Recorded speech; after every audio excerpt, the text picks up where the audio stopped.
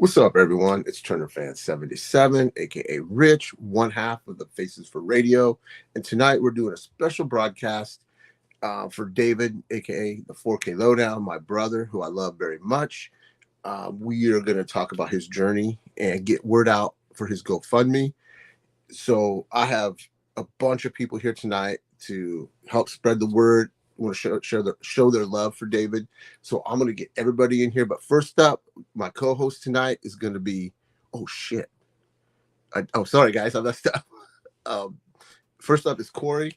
He kind of came up with this with me to do a kind of a mini marathon to get the word out. So thank you for that, Corey. I really, really appreciate it. And then we have another guy that I have never met him in person, but I want to so bad. He seems like such a good guy, and he's best friends with David, and that is John. No, not this guy. Not this guy. Yeah, we had to have back you in the fucking green room, man. How you doing tonight? Doing all right. It was happy to get the message what you guys were doing. You're like, hey, would you mind? I was like, fucking mind, hell yeah, dude. I'll fucking set shit up. I don't know, yeah, let's go. we wanted to bring the party, so we knew John needed to come along. Yeah. Rum and Coke's already going down, you know.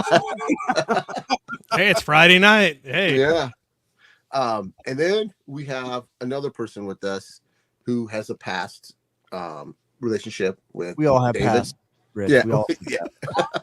But they did wrestling together, if I'm correct, and that is Mike. How hey, what's going on, guys? How you doing?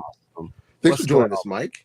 Yeah, dude, thanks for having me. When you messaged me the other day, I got really excited because I wasn't sure what your format was going to be, but if we get to talk about Dave, then I'm all in. Yeah, I want to tell stories Dave doesn't want you to tell because I need a good laugh. So hopefully he's watching. And we got one more guest. We're going to have more guests as the night goes on, but we have just some people couldn't make it at a certain time, so we're going to try to squeeze everybody in. And the first person up is Ben Buster. How you doing, man? I'm doing well. How are you guys doing tonight? Doing all right. Doing good, man. The fact when Rich, you mentioned, hey, do you want to be a part of this? I'm like, sure. Even though I only have a small window, I'm like, I would definitely want to be a part of this. And we appreciate I've followed Dave for a while on YouTube. I mean, I've met the guy through streaming like this and through live streams and stuff like this.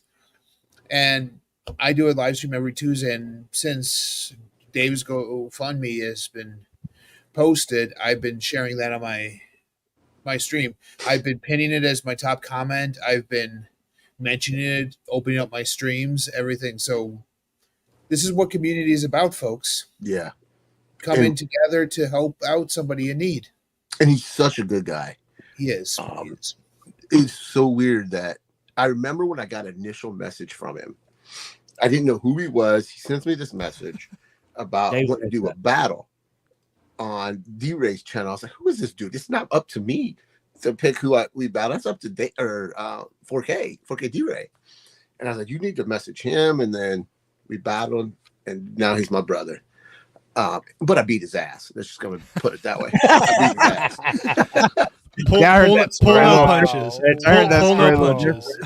Speaking of somebody, there's got one other person I want to add, and there's no introduction for this dude. He's probably one of the greatest guys in the world, and yet I haven't met him. And that's, of course, the man of the hour. David's here tonight. Yeah. How you doing, What's brother? up, you guys? Glad you could hang out with us, man. Yeah, I'm going to try to hang for a bit.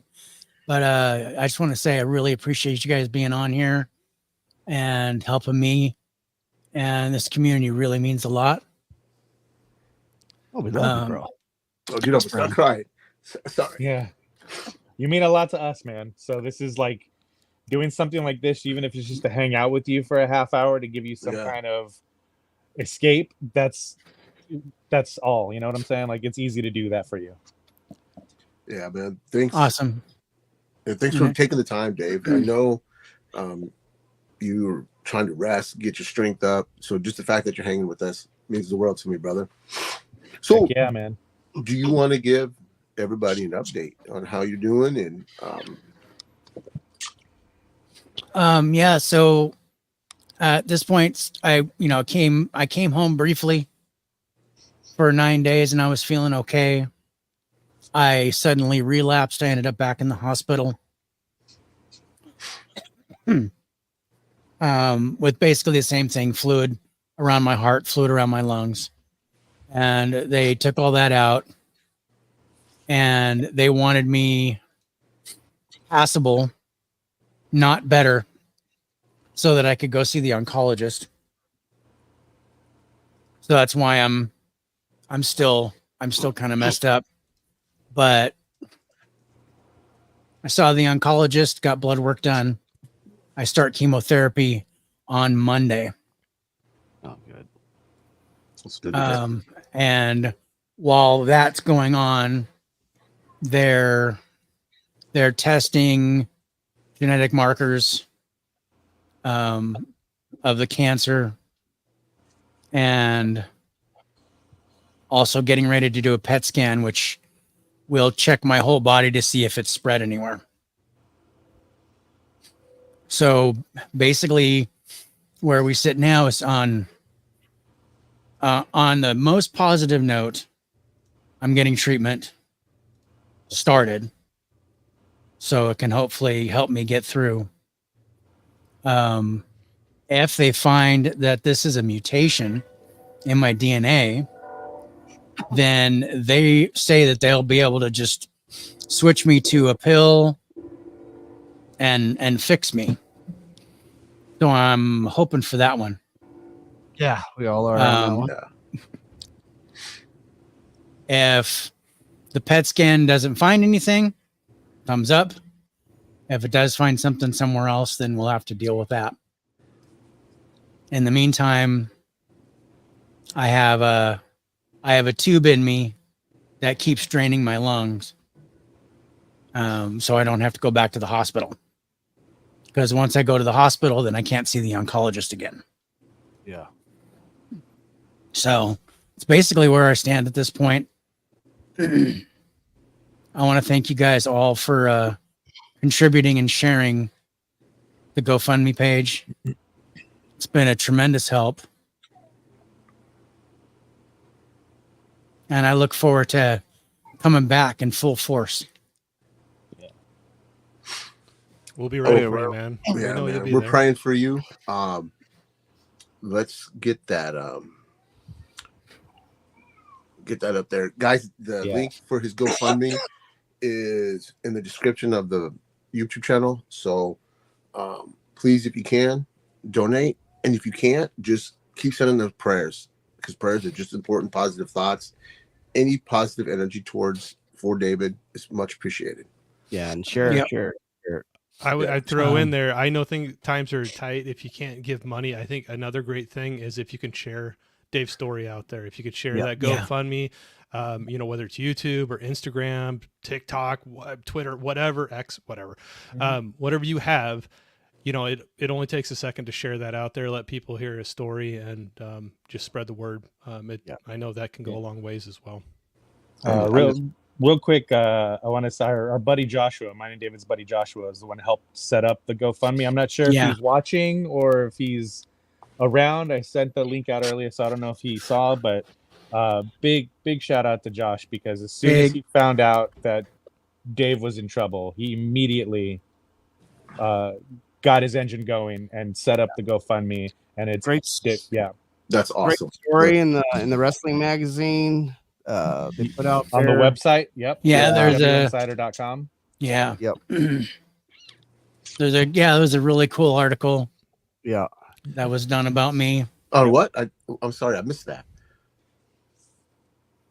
Yeah, ProWrestlingInsider.com is a huge wrestling news website.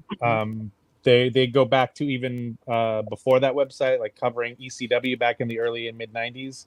Yeah. And they published an article about Dave and his GoFundMe and the cancer journey and all that a couple of weeks ago. And seeing that, like, really filled my heart with love, because like it's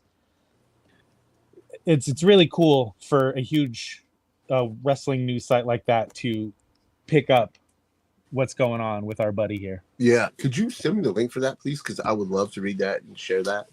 Yeah, I'll look for it and I'll send it to you, Rich.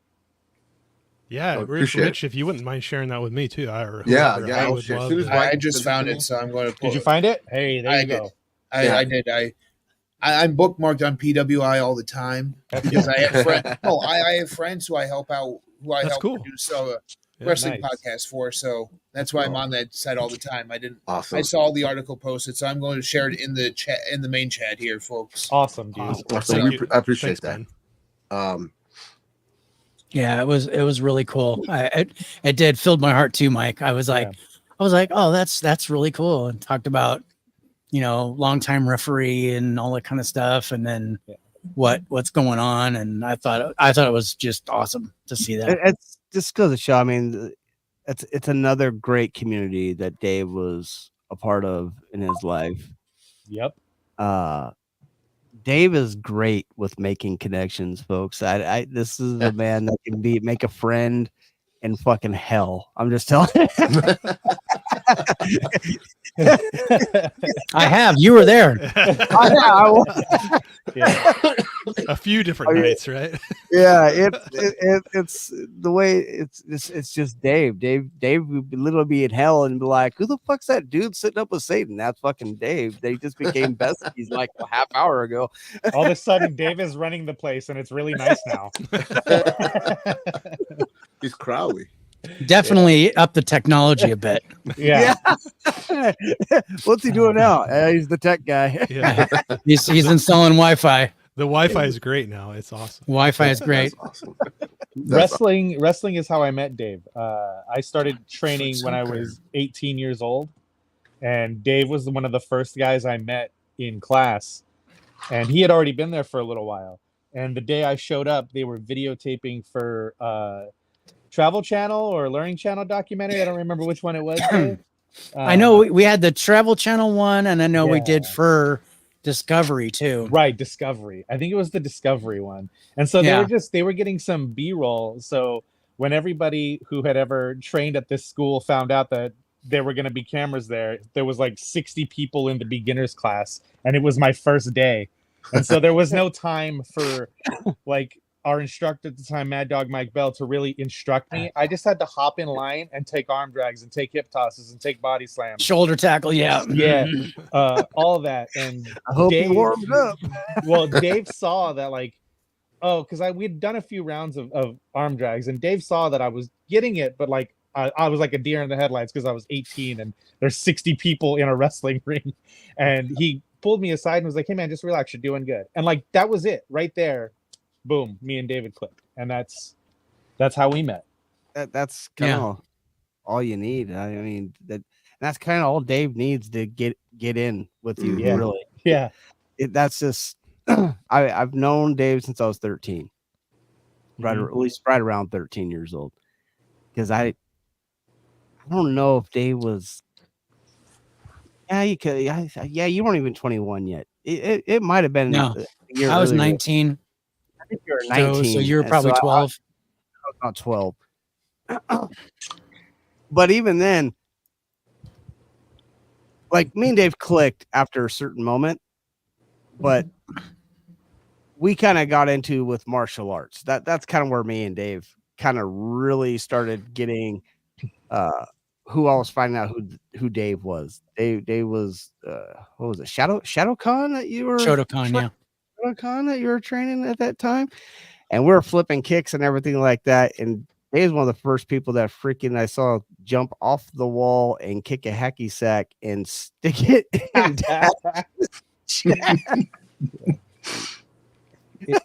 It never ceases to amaze me to learn new things about Dave. Like, oh yeah, when I met him, we talked about wrestling, and then I had a brief martial arts background. Only did Hapkido for like 4 years, got my red belt, but we started talking about martial arts also. And then when I was on High Five last summer, he tells me this great story about meeting Queen Latifah in a hotel that he was managing, and I'm like, Oh, what the did they that That the most hotel- interesting man in the world is just it's The just ho- based on David.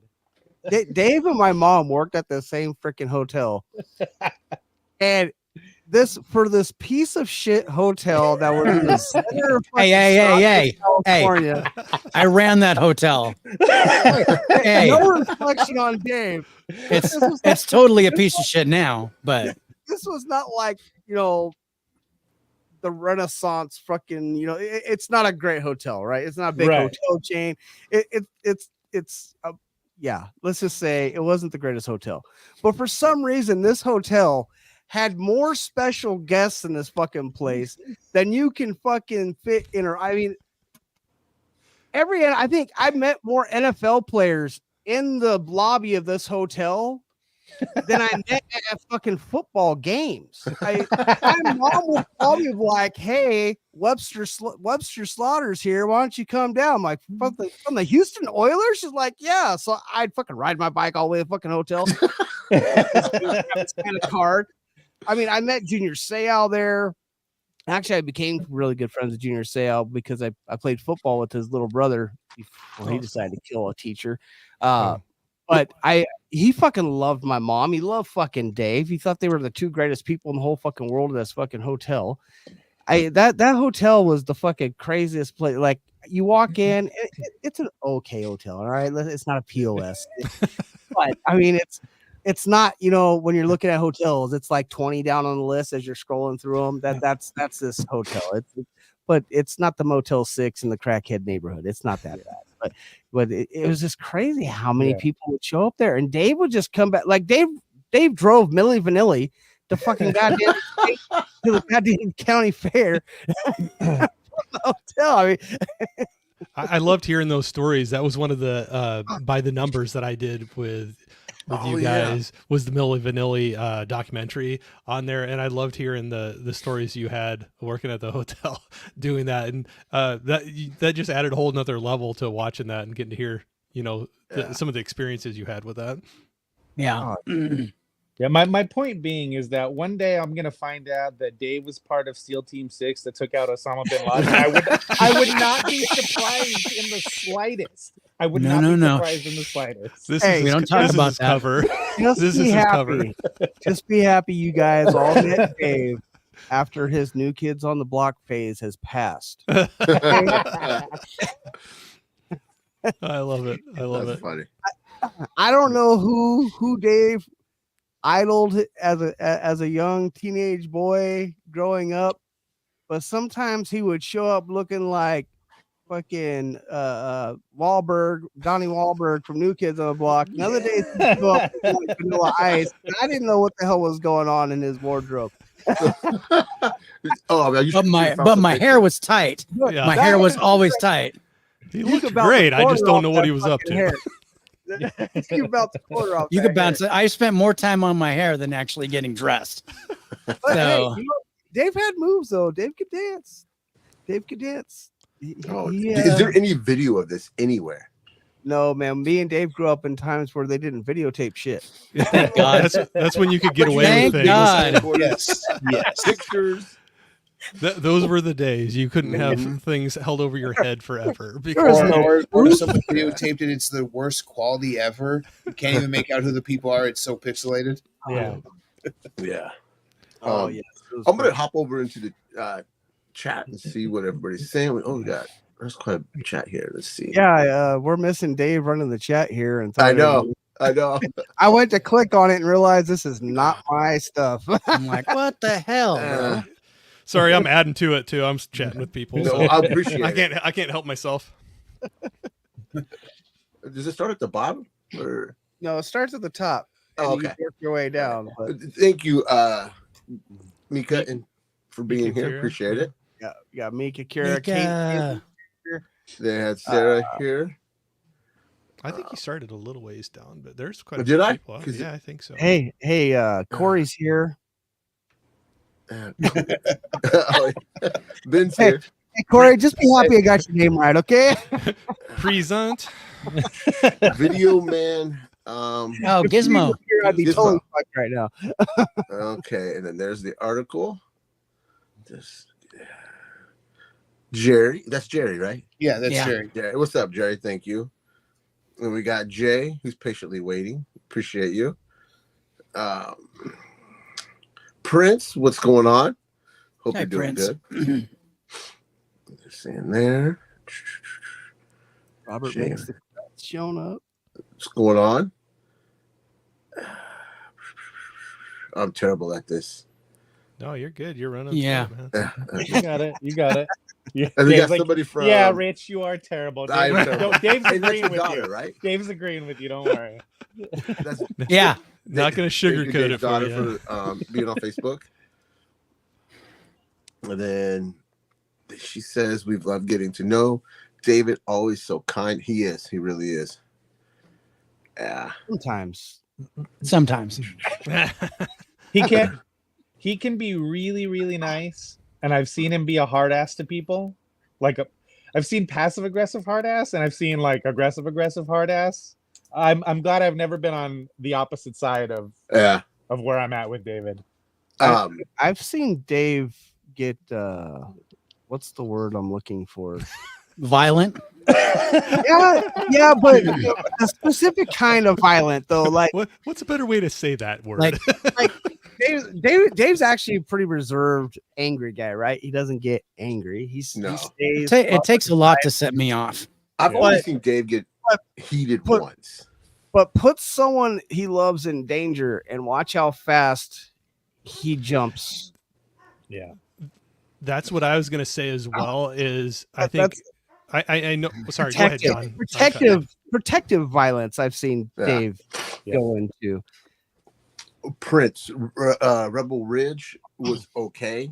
Part of it was fun to watch. It was a little too long. Maybe we should have shaved off maybe like 20 minutes. It would have been a little tighter, but it's worth the One that watch. just released to Netflix. Netflix. Yeah. I watched it last night. I actually kind of enjoyed it a little Yeah. bit. It's not a bad movie. It's just a little too long. Yeah, 2.5 hours. Yeah. Oof. And, Rob and- says, "Hey, everyone." I was just going to add on Top to what Rob. John said there is I think what I've seen, and I know I'm probably newer to the circle than a lot of you are, but what I've seen with David is you can say whatever you want to him and he'll let it brush off his shoulder, but you say something about somebody who loves, cares for a friend, he's the first one that's going to stand up and be like, no, that's not happening. Yeah. So that's something I always appreciate about you, man. Yeah. Hey, I've got Dave, Huck here. It has to be What's up, Huck? fucking. When he was a wee huck. Yeah. There we got that. Tony's here. Thanks for being here, Tony. We Hi, appreciate Tony. you. Says good to see you all. Never heard that Corey song. saying hi. Prince again. I'll stop chatting. I'm sorry. I'm out. No, don't stop. I want to get everybody's on here before we get into For the love, Corey, stop typing in there. Before we get to whoa. Did you get the Rambo vibe, Rich? I got more of a little bit of that, and a little bit of John Mama, Wick can I get a pillow? from My Rebel bad. Ridge. Mr. This chair is Caveman. uncomfortable. Oh shit! It jumped way up. But I couldn't jump up into my desk chair. I'm just gonna power through these guys, okay? Take your time, man. I think we're good now. All right, all caught up. All right. They're 2 cents in. Okay. So just to do some movie talking, because that's what we always do, is talk movies. And I'm going to start with we'll start with John. What would be your number 5 pick movie? Or your best Number movie of the year so 5? far? Number 5 picked movie of the year so far. Yeah. Oh shit, number 5, really. What are you doing? Number 5. You know what?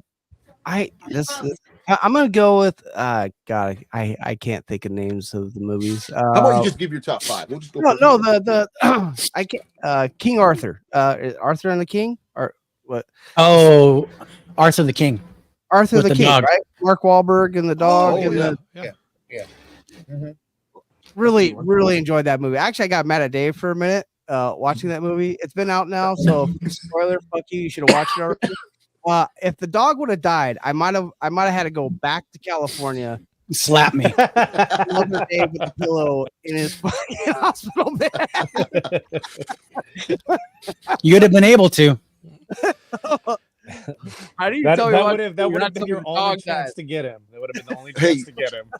I got some people trying to join the green room. Just give us a little bit longer because some people are leaving, and when they leave, I'll be able to add you to the green room. So just be a little bit patient. Thank you, guys. Yeah. Anyway, continue. But yeah, I mean, I really enjoyed that movie. For movies that I've watched so far this year, I probably that's probably right there at that my number 5 spot. There's been some better movies that I've seen. There's definitely been a lot worse movies that I've seen. But that was a good one for me. What about you, Mike?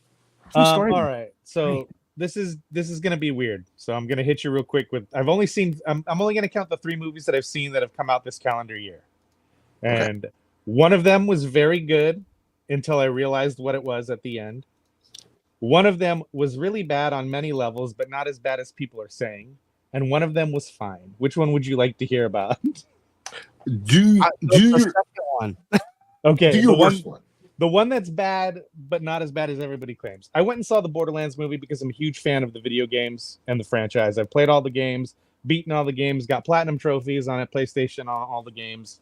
And I was very excited for it because it's a fun action story. It's an action comedy are these games. And then I saw the casting and I was like, ugh.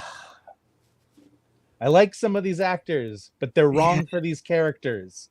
So as a fan of the franchise, the story and the way they kind of twisted things was very cool. And I was excited to see that because I thought that was the best part of the movie is like the tweaks and stuff they've made to the story to try to tell it in a different way for the movie.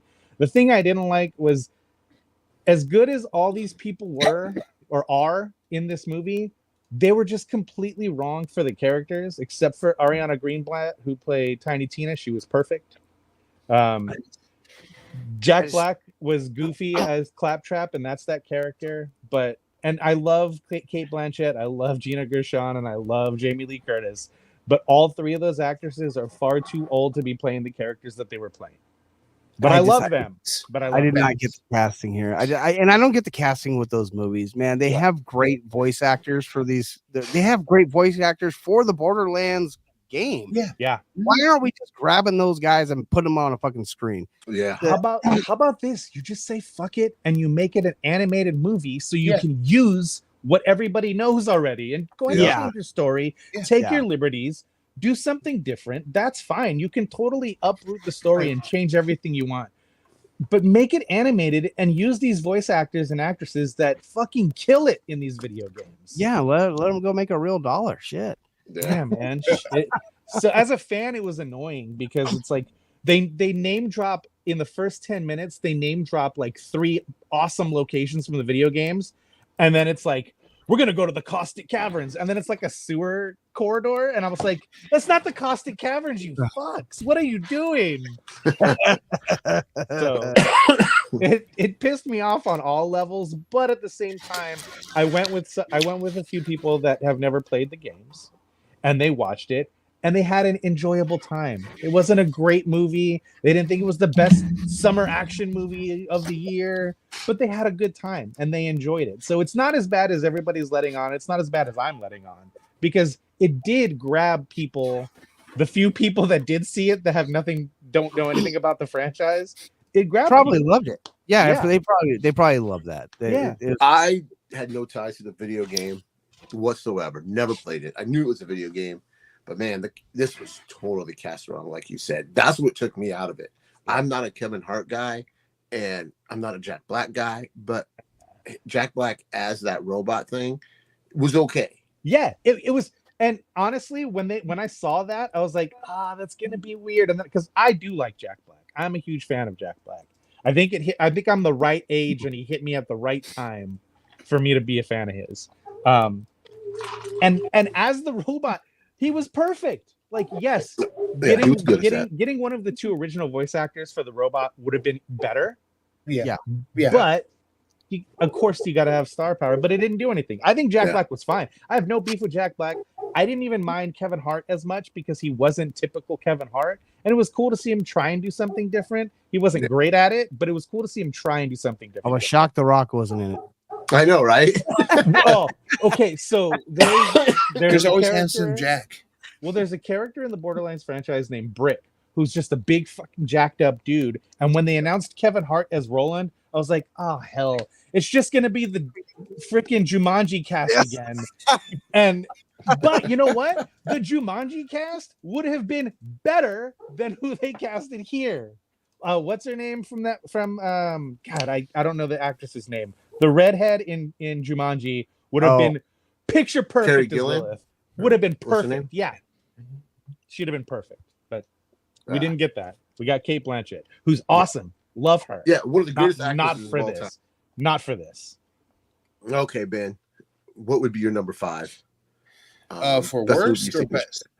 best? Best. My number 5, I would have to go with Trap Ooh, with that's M. Night interesting. Shyamalan. I want to see that. I need to see that makes one still. I'm a M. Night fan. No matter what people say, yeah, you have to be a fan of his in order to watch every single thing. I love the concept of it, Yeah. of having the serial killer in Taylor Swift style setting. I know Rich didn't like it. I didn't like it. I said I love the premise. I want to see this movie still. Josh Hartnett's amazing in it. Josh Hartnett doesn't get the credit he deserves for this role. Josh Hartnett should be in a lot more films. Hartnett should be an A-list celebrity in the likes of Matthew McConaughey, Tom Cruise, and all them. Dude, just look at Lucky Number 11, man. I love him. In that. He's That's good. A good one. He's That's a good. one. And I mean, once you get away from the whole aspect of it's a promo for M. Night's daughter singing stuff, then it's actually a pretty decent movie. So I didn't even know that. yeah, the singer in there is his daughter, and it was actually okay. kind of a way for him to get her out there to record labels and whatnot to try and get her to become a singer. Yeah, I didn't realize that either. it was so unbelievable. I was like, "There's just no way." Hey, there's a reason it's my number 5. Reach. There's a reason it's my number 5. What about you, Corey? What would be your number 5? Oh, I grabbed 5, but I didn't rank them, so I'll just randomly it doesn't pull. matter. Yeah, I'll just randomly pull. And like I said earlier, these aren't necessarily just new releases this year, but maybe first time watches this year for me because I haven't seen that many probably new releases this year. But I hope so. Don't give me hate on the way I throw these out here. But one I had a lot of fun with was Palm Springs. I don't know if you're with Sandberg. Was that on Hulu? Yeah.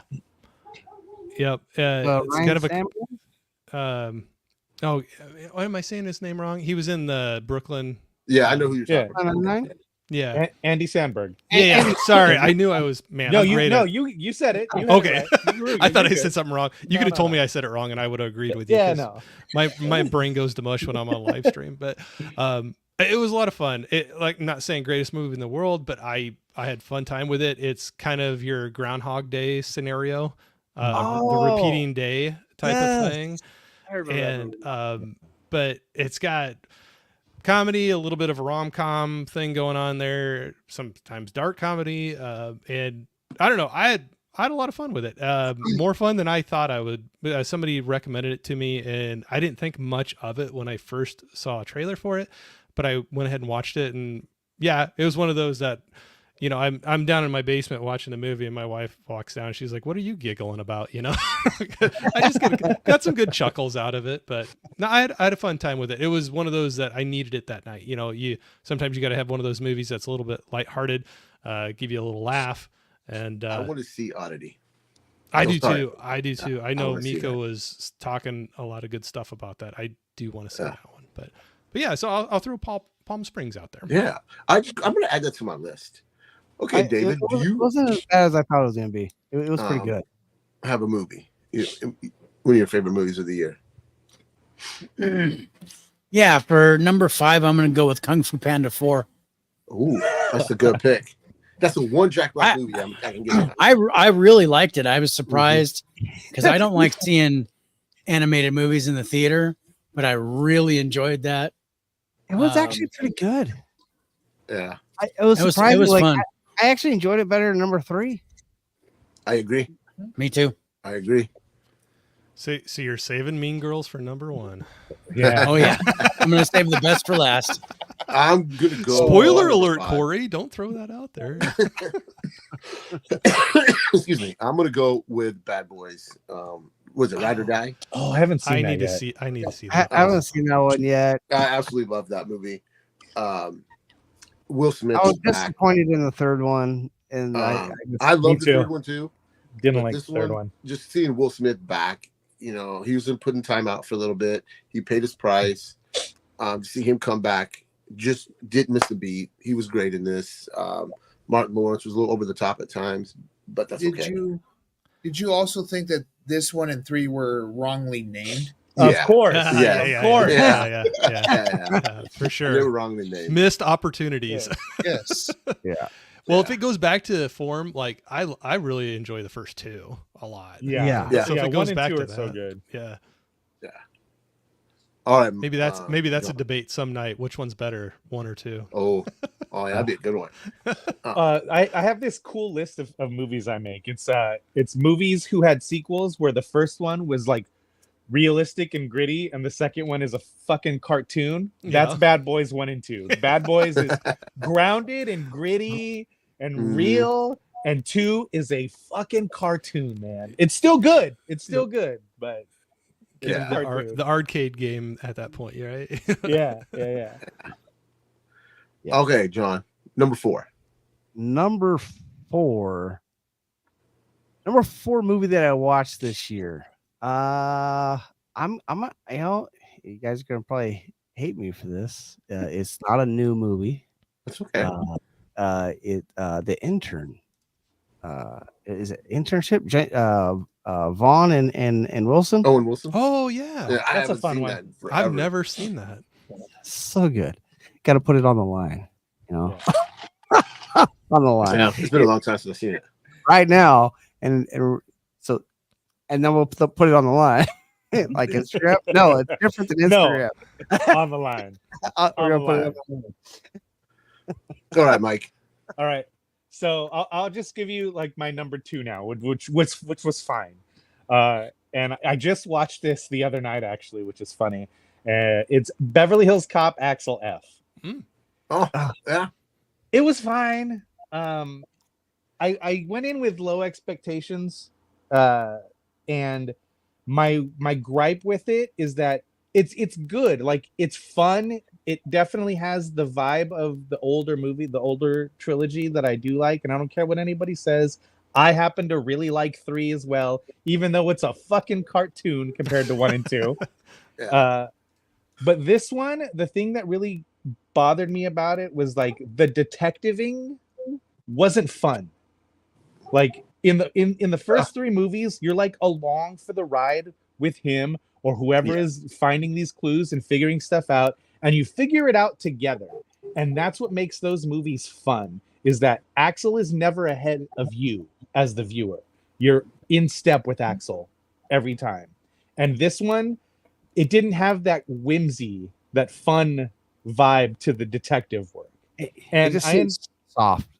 It seems Yeah. soft compared to the comedy of 1 and 2 and even 3. yeah, It and just seems I soft. totally understand that they were using those moments of the detective work to flesh out the relationship or lack thereof with him and the daughter, which was fine, and they did a fine enough job, but you can still have fun with the detective work. Like when they go to the impound lot, that's the most fun detectiving.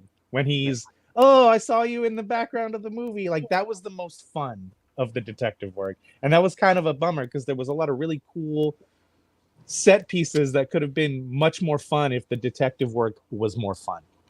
Yeah. Yeah. Yeah, we need more Balky in there. Yeah, Bronson Pinchot, man. So good. Like, that's right. like one of my favorite lines out of the whole series, and me and my buddy Bryce quote it to each other all the time. I go, "Get the fuck out of here," and he'll go, "No, I cannot." But yeah, so it was All right, fine. Ben. It was better than I thought it was gonna be, but it was fine. You're number 4. I would say it would be Henry Cavill and Bryce Dallas Howard in Argyle. I hear good things haven't- about that. I haven't seen I it. enjoyed it. It was a lot of fun. Nicholas Like, when I Cage movie, right? What?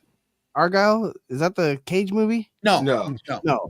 No. This is a story about a writer played by Bryce Dallas Howard who's is or is not a secret agent. You find out throughout that movie. If you haven't seen it, I'm not going to spoil it for you. But and throughout the course of it, the book comes to life as you're watching her write it on screen. Oh, And- yes. Okay. And she ends up living through parts of it as she's writing it. It's fantastically shot. The colors are amazing. There's a scene where her and Argyle or Henry Cavill's character are fighting the guys with guns, and there's like colored smoke going off behind them. That's such an amazing scene there. It's a lot of fun. It's from the world of Kingsman, so if you're a Kingsman fan, Yeah. it ties into that too. So it's a lot of fun. Isn't I it didn't like realize it tied into that. it doesn't like do a lot of narration scenes? Yes, Yeah. Okay. Yeah. Sam Jackson. Yeah. All right, Corey, what's your number 4? All right, my number 4, I am going to go to. Like I said, these are no particular order, but my next one I'm going to give. It's first time watch for me, but I finally watched Thanksgiving. Corey, he's literally putting them in order, and you can't come out like not in no particular order. Well, I'm just saying, just because I said this one right now doesn't mean I necessarily like it more than the one. Yeah, believe me. Yeah, I'm here all night. I'll come up with all kinds of fun stuff. So. Thanksgiving, I have still not watched that movie, but like I want to, and I It's see fun. it come up on my screen. I'm like, It's I gotta fun. watch Good it. slasher. It I really had is a good fun. time with it. It like brought me back to some of those fun '90s slashers. I don't know. In my book, but see, that's what makes me want to watch it too. I had a good time with it, more than I was expecting. But I heard some people say some good things about it, and no spoilers. But it's one of those things somebody said when I went into it. It's like, well, you won't look at the Thanksgiving turkey the same again after you watch this movie. no. So we'll just say that. It's like American Pie ruined apple pie for everybody. but if you like some of those 90s slashers, it was good. I don't know. It went really quick for me too. That's where I think I know when I really enjoy a movie where it's just like it's done. I'm like, oh, it's over already, And I had fun with it. So not saying it's perfect, but it was definitely a good time. All right. What about you, David? Let's see. My number 4, I'm gonna go with Twisters. Oh, Good pick. I really enjoyed it. It's your standard popcorn summer blockbuster movie, but I really liked it. The cast worked well. I kind of liked that they didn't really make it a sequel. There's just some Easter eggs in the movie that pertain to the original. But I had a lot of fun in the theater watching it. So yeah, my number 4 is going to be Twisters. All right, awesome. Good pick. Hey, Rich, not to interrupt here real quick, but I was going to say a couple cool things that I've seen on the GoFundMe page. I did notice a nice little jump, when we started promoting this video, whether it was, all of us doing the promotion or not, but I saw a little bump up in that. And even since we started tonight, I've seen some donations come in. So anybody Awesome. that's you, doing guys. that's awesome. Every Thank single you, little everybody. bit helps. And whether you can't, like we said earlier, if you can't give money, if you can just forward the story out there, the link out there, let other people see it too. It's greatly appreciated. Thank you for keeping us updated. Thank you for doing that, Corey. I Really appreciate have some friends in a Discord group that I only know because I'm in this Discord group with them. They're only online internet friends, and when I told them about it, a bunch of them went and donated right away. And I was like, "You guys are my people for that." That's awesome. There's even some more since I just last check. I just refreshed the page on my phone. Let's So go. that's what I'm That's checking. awesome. Let's go. Everybody's awesome. That's great. Sorry, I just wanted to throw that out there. That's thank you, important. Corey. No, that's good. My number 4 is this movie I absolutely loved. I got to actually see it with Corey, and that is Long Legs. I thought that the way he talks about long legs, I thought that was going to be his number one. Honestly, I was like, number one is going to be long dude, legs. it's gonna be that or that Sasquatch movie that he was so boned up about. I was said that today for Christmas. Oh God, no. I got No, the that's- video of my dog watching it. You want to see it? Yeah, put it up there. yeah. Oh my god. So what'd you like about it, Rich? Like throw out what'd you? Just But I'll from just the say it was open- awesome being able to sit next to you and watch that movie. It was pretty cool. Rich- Yeah, just dude, a that was legs great. guy. I remember you He's jumping. just a legs I see guy. Corey jump like twice. I was gonna bring that up too. I'm not afraid to admit that one, or not afraid, not to, what I don't know. I'm not afraid to say it. I jumped. There was a pretty good part that should not have made me jump, and I freaking jumped. And I just looked around at That was everybody funny around me, as and I'm hell. like, yeah, I freaking jumped. I'll have to watch it. I just love the opening shot, just how creepy it was. It's the way, just the whole cinematography of it. Yeah, Nick Cage was Nick Cage, but there's times where he was just creepy as hell. I love the lead female. I can't wait to buy this movie to watch it again. I really can't. You see how he talks about this movie? I'm still shocked. This is not his number one. No, my number one is, you guys will all probably laugh at me. But before we go, It's that to the Sasquatch next- movie. I knew it. No, it's not that. That didn't even make my top 10. I have a message. No, he's a Barbie girl in a Barbie world. I'll say, oh, thank you, Dave, Mika, you weren't for supposed to sharing that tell out there. anybody, man. Hey, I didn't. I have a message. They got that all on their own, bro. Yeah, dude. We're not dumb, Rich. We figured that one out, man. Come on.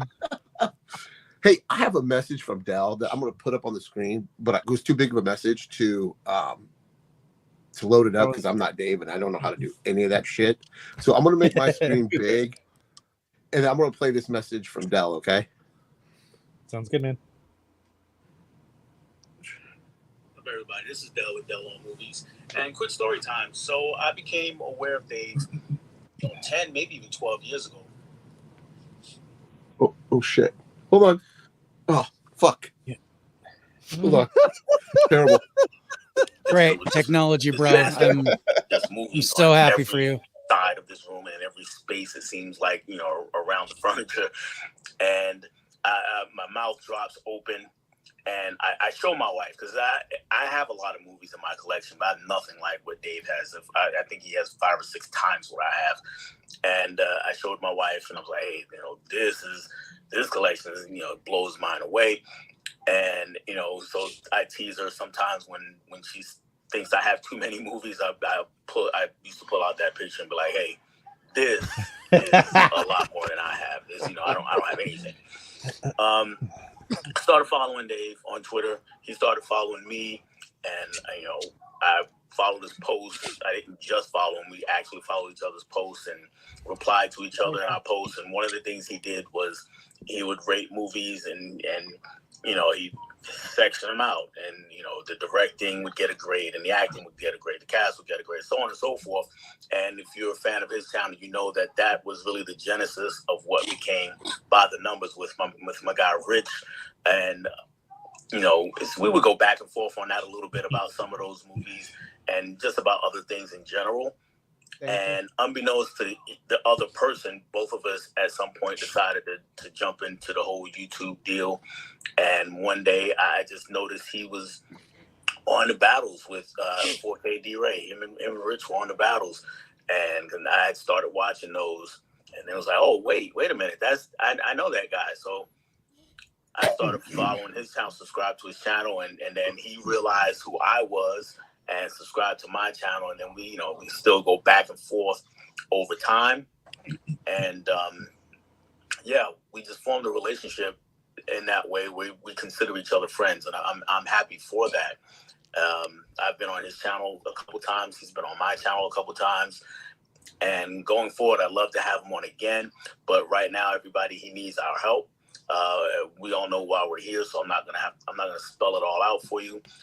If you can help monetarily, that would be fantastic. If you cannot, still just send him a kind word on Instagram or even on his channel at YouTube, or send it through Rich, because I know he and Rich communicate quite a bit. Or just send him your good vibes, your good thoughts, like KB would say, your good juju, just whatever it is you think could help them in any way. Because even if you can't do it monetarily, you can help lift somebody's spirits, which sometimes is even better.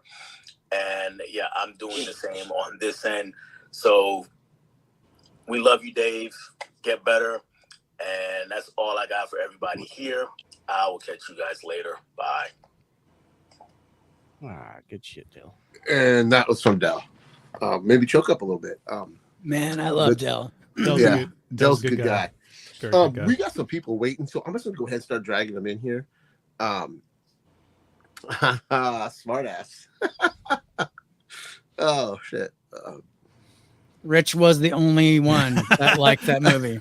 I replied in the chat and I said, I think it might be KB. I'm pretty sure he's the only one on the planet that liked that movie. But yeah, I couldn't find or Long Legs. Except Sasquatch. I liked Long Legs. I enjoyed it. Long Legs. But yeah, the only one who did like it was my dog. You know, I have not bought it yet, but I'm going to buy it. Isn't that Sasquatch Sunset movie? Yeah. Yeah. Oh my god. I look at the cover and I'm like, I can't watch that. And I love Sasquatch movies. Yeah. What's going on, Jay? There's Jay. Oh, Jay. We've got some people Hey, waiting, so I'm just gonna go ahead and Jay. get some of them in here. what's up? I'm ready to pop in. He's like, holy shit, I wasn't supposed to be in here yet. What's up, everyone? Jay's all sleeping. Mama, they're talking to me. Yeah. I'm busy looking at my nails and seeing if they need to be trimmed. And I'm like, you're speaking of daddy long legs. I'm looking at Hey, don't turn Wolverine into that claws. guy on Zoom and COVID, man. At least you want to play with the dick. It's like, I give just wanna- me some I wanna warning thank- before you put me on. I want to thank Coco for this message. It was really sweet. You and Brian have been awesome for me. So yeah, you're like Dell said, if you can't donate, kind words work. Mm-hmm. So keep me in your thoughts and prayers. But the further the GoFundMe goes out, the bigger chance I have of getting some financial help. Yeah. Hey. Yep. It only takes a And- couple seconds to share that link out. You know, if you're Second willing to do cousin that. KB. Mm-hmm. I love you, brother. Yeah. Okay. Well, if you Evan, don't mind, Evan, how you doing, man? what's Mike, you I'm gonna up there, Evan? Yeah, you're a little. Yeah. You sound a little funny, but that's just your voice. Thanks. Whatever, jerk. Yeah, we couldn't really tell for a second. Thank you, K-Man. It looks like Dave's took control of At least they only said you He sound did. I'm funny. taking They control. said I look Yeah, funny. Rich is fucking this up. So Yeah, I'm doing the chat, How many people can and we have it on basically go to Holland. Holland says, "Rich, you had one job." here? Yeah, I know, right? One job, and I fucking You have to ask. You're about to ask a question about how many people you can have on StreamYard there. Yeah. Was it That's 10 Good max. question. I think 10. What do we got? It's 10 max without an upgrade. Yeah. So I'm just gonna throw everybody in it. Fuck it. Just fuck it. They get a party. I've been saying that a lot lately. Yeah, fuck it. Hey, All right, man. Oh, big Rob, Yeah. one. And we Hey, how's everybody doing? Hey, Rob. Still Hey, waiting. it's Rob. What's up, Rob? We're waiting on Harrison. I think he might. Oh, be Harrison? going Oh, through. yeah. Yeah. I think this might be the most people I've been on a stream with at one time. Yeah. Me Wow, too. this is packed. It's a little Yeah. intimidating. Everybody look around like we're on the Brady Bunch. Oh, I gotta look down. Yeah, I'm looking down. Yeah, left and I'm right. going this way, so this way. Oh, it's Yeah, Jay. what's up, Harrison? Harrison. And there's Harrison. What's up, up? everyone? How's it going?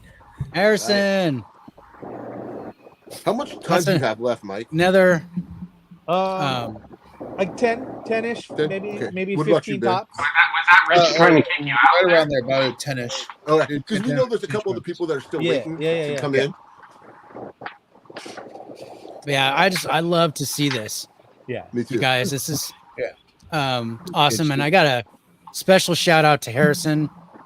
He reached out to me separately, and offered me blessings and advice, and I really appreciate it, brother. It meant a lot at that point because I was Yeah, of doing pretty course. bad.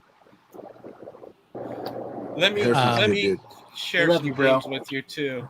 I myself, back in 2012, was diagnosed with cancer myself, and it was a great. It was not. It's a. I was going to say great journey, but I shouldn't say that. I'm sorry. My journey was. I struggled through my journey as well, and all I got to say is, if I can beat it, you can beat it too, Dave. I have faith that you can beat it too. Um, um, um, boy, I'm lost for words when I say this because it's tough. It's okay, man. Take your time. When I was diagnosed with it, my mom was going through dementia, and she suffered 2 strokes, and she sadly passed away that same year. So it was a tough battle dealing with losing my mom and me having cancer. But luckily, like you, I did have the support from friends and family. And it's so great that you have this community that's supporting you the way it is. So with you having the support and just this is amazing. And I love it. And I love you, Dave. And Thanks, man. I love you too. And I wish nothing but the best for you. And like I said, if I can beat it, you can beat it too. Fucking cancer sucks. That's all I could say. Mm-hmm. Yeah, And I agree, Jay.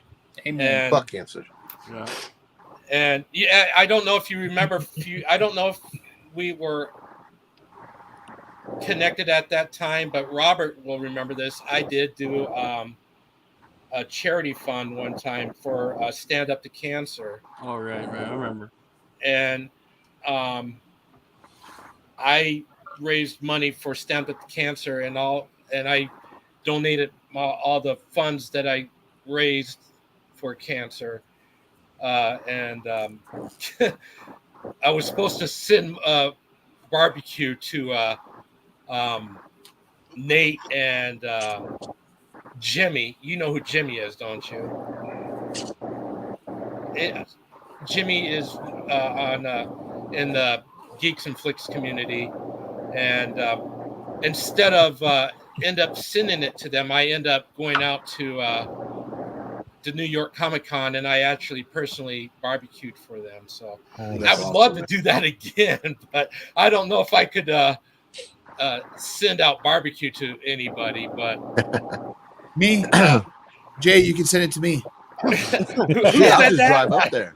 Just tell me where to meet you at state lines, and I will meet you there. And we'll I'll message you my address.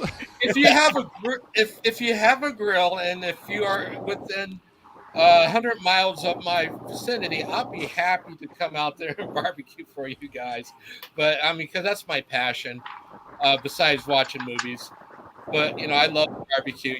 I don't know if you've seen my videos on Instagram and Facebook. I'm trying to barbecue because that helps me to keep my well-being and health going. Is like if I can get out there and slap something on the grill and smoke it for 8 to 10 hours, that's what I enjoy. So if you want to come to Iowa, I will be happy to slap something on the grill for you and smoke it for you. We can sit there and shoot the shit, watch a movie, drink some cold beverages. If it's a root beer or a whiskey or a beer, I'll be happy to do that for you guys. So. All right, so we're all going to Iowa, right? We're all going to Iowa. Now you got to pitch in too, because hey, come on to Iowa. I mean, when we had that Iowa meetup, I was hoping to do that, but unfortunately, that was not the case. But maybe a future year. Yeah. So, we're on movie number. Hold on, I lost my place. Three. Three. So, I want Rob Harrison, and Jay to give their 5 and 4 picks real quick. I guess I'm not counting in this group, I guess. Sorry, Evan. Oh, poor Evan. I know where I stand. Speaking of the welcoming community, right? That was totally by accident. I swear, Evan. I promise. He's always sitting right next to you. We'll start with you, Evan. What's your number 5 and 4 movie? My number 5 it's a bad movie, but I love it to death. I'm just gonna say it's not like a great movie, but I love it. It's Godzilla versus Kong, the new one. I don't care. I love this series, and to have both of them, and it was too long, but I had fun. It was exactly what I wanted from a Godzilla versus Kong movie, about being in a planet in, what is it called, Middle Earth, yeah. And it was just, I've watched it like 3 times since I've owned it, and I saw it in the theater with my son, and I just have a great time with it. And then I guess my number 4 is Inside Out 2. I really like that one. Good pick. Evan, real quick question. Now, watching that movie with your son, does that make you like the movie a little bit more? Because that's what happens to me. Because my son loves Godzilla versus Kong. I've probably seen that movie 80 times because of him. Now, does that tie into why you like that movie?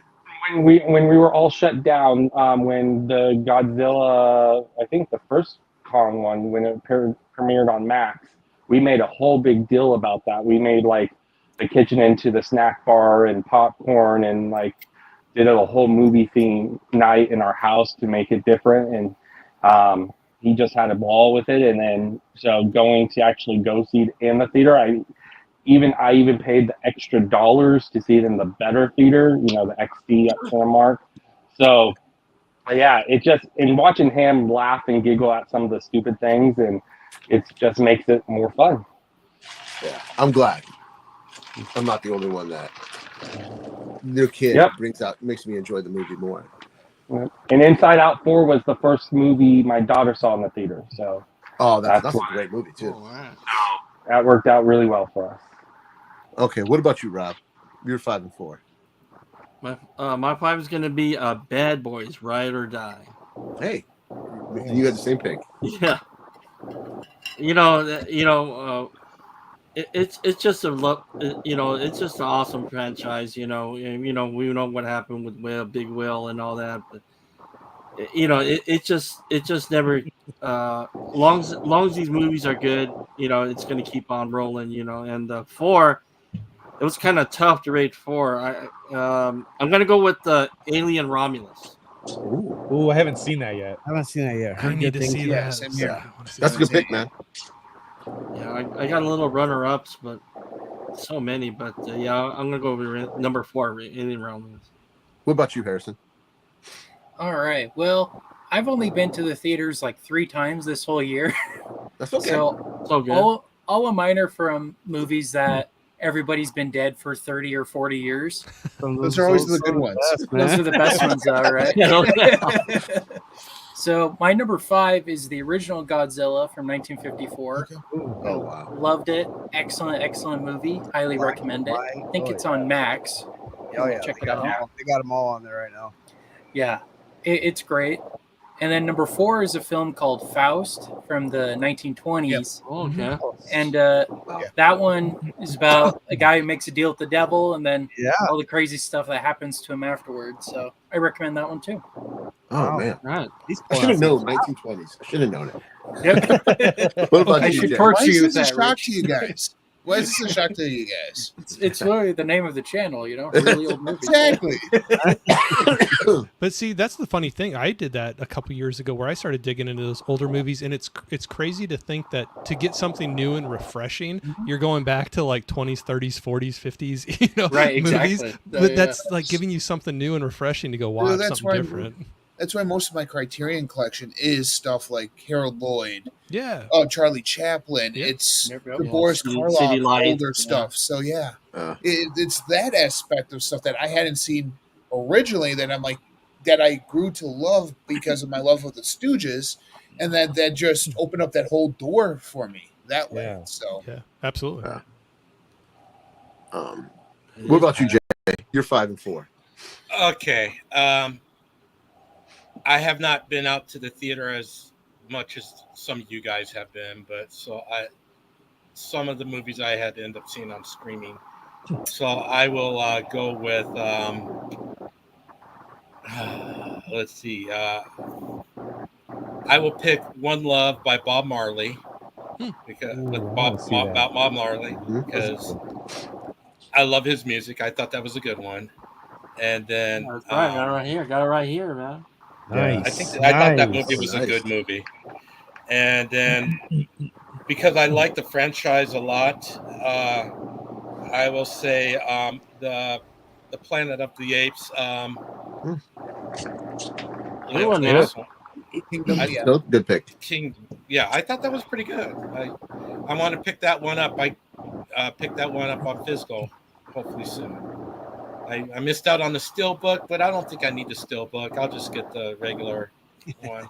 I got the Steelbook. I got it. I know that people hoarded on that one, so I can send you. Sorry about my dog, man. Burlap, Jay. If you want. What's that there? I said I can send you my copy in burlap if you want me to. He's kind of give that Planet of the Apes feel to it. So. Yeah. I got the first three, so yeah. I'm a completist, so I want to get the fourth one. So awesome. Well, Rich, Dave, it's been fun, gentlemen. Dave, my thoughts and prayers are with you and your family during this time, man. And I know Corey's been updating everyone. If you guys haven't, go to the GoFundMe page. Every little bit helps, even if it's like $5. It all helps. Share that link. Share that link. I mean, I've been sharing this stream, Rich, this whole time on my channel, and I've had the link pinned there. I have it in my description here as well. So check that out, guys. I'm glad that you guys invited me on for this. And Dave, Dave, once you're done with all this battle, man, I want to see both of you guys on the Faces for Radio. Yeah. Thanks for joining us. That's a bet. Man. You got it. Yeah. Appreciate you, Ben. Yeah. I'll see you guys later. Yeah, thanks for being on, man. There, Ben. Take care, Ben. Okay, now, KD, Tiana, if you're still there, go ahead, log, hit the link, and then I'll add you because we were full.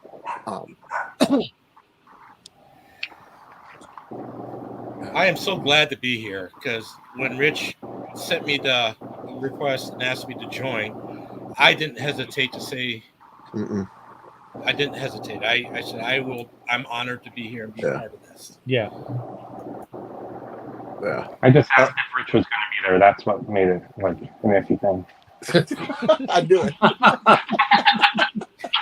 Yeah. Okay. So, Mike. Yeah. There's Tiana. Let's get her on here. All right. He's a tease. Get some fresh water here. There's Tiana. Tiana. Hey, how you doing? How you doing? Sorry, you're going to be hanging out with a bunch of dudes. Yeah. That's okay. I always hang out with a bunch of dudes. What are you talking about?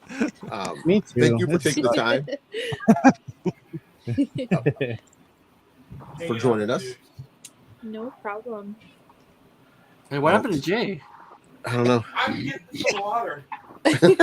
Oh, okay. I thought the lights went out or something. Another power outage. Somebody tripped on the plug. Yeah. Okay, since Tiana just joined us, I'm going to jump back to her. What's your 5 and 4 top movie of the year? Okay, so I would have to say I really like Lisa Frankenstein. Oh, that's a good one. That was fun. Really good. Yeah. I need to see that. It's good. You have to watch it. Okay. Another one would have to be It Ends With Us. I really enjoyed that.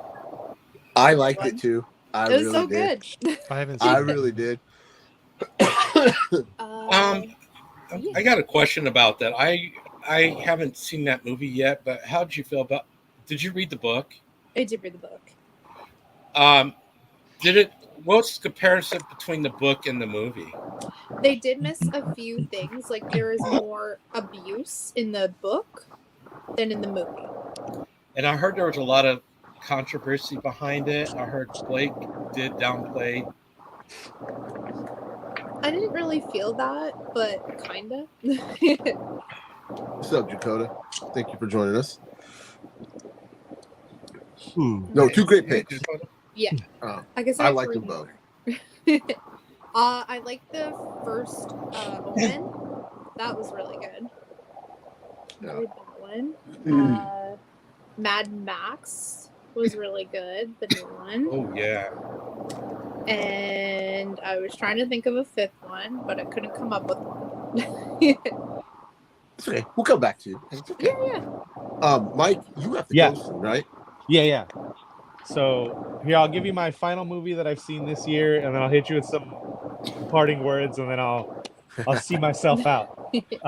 So the movie that I really, really liked until it hit me what it actually was Deadpool and Wolverine. I think it's fantastic. It's super fun. I love the Deadpool movies. And then at the it happened around the middle of the movie where I realized, oh, this is just them taking the piss out of all the Fox stuff so they don't have to do it again. And we're not going to see these people again, and it's going to be over, and it's just Deadpool now. So that bummed me out because I don't know, about a decade ago when Channing Tatum started talking about like, hey, I want to play Gambit. I'm from there. It's my favorite superhero. I know the character. I want to do it. I got really excited about it. And then to give him this and let him do it, and yes, it was more over the top probably than it would have been in its own standalone movie, but I'd still watch that standalone Gambit movie. But just with playing Good Riddance, Time of Your Life by Green Day and showing behind the scenes stuff, I was like, man, you fuckers are really just going to bury all this now, aren't you? And this was like, okay, killed Marvel. Okay, guys, shut up now. Please shut up. You're not going to see these characters ever again. We gave it to you. Now go away so we can make Guardians 10 and Avengers 35 and Marvel can still be in the fucking shitter. Yeah, Disney killed Marvel just like they killed Star Wars, man. Yeah. So that 100%. was the only other movie I've seen this year. You're ruining it because I have yet to see Wolverine and Deadpool. I haven't seen it yet either. It's very good. You'll love it. It's a good movie, and I don't But like Deadpool. you're telling me cameos that I have. You're I've already seen them all. I've already seen them already anyway on YouTube. I haven't been on the internet, but I mean, I haven't seen it, but literally, like, people just talk about it. Like I was. I see. This is where I avoid a lot of the internet because of the. I mean, every time I see something about Deadpool and Wolverine, I will. But even not just internet though. They're running commercial ads that are throwing out throwing cameos out. So just the one you were just talking about, I saw that on a commercial between, at halftime of a game or something. Taco Bell or something. Yeah, right. They threw it out there. So I'm like, well. I apologize if I ruined anything. No. I it was on. I figured it was far enough away. You're dead to me. You're dead to me now. It was on network. It was on network TV. You're good. At that point, you're free to talk about it. All right. So those are the only movies I've seen this year. What's up, Rich? Before you leave, we might be bringing back. We're not even supposed to watch this today. Oh yeah, maybe in about a month or so. Okay. Adam's ready to come back. I think in about a month. Cool. And I will let you know. All right. Well, before I get out of here, I want to express my love for David.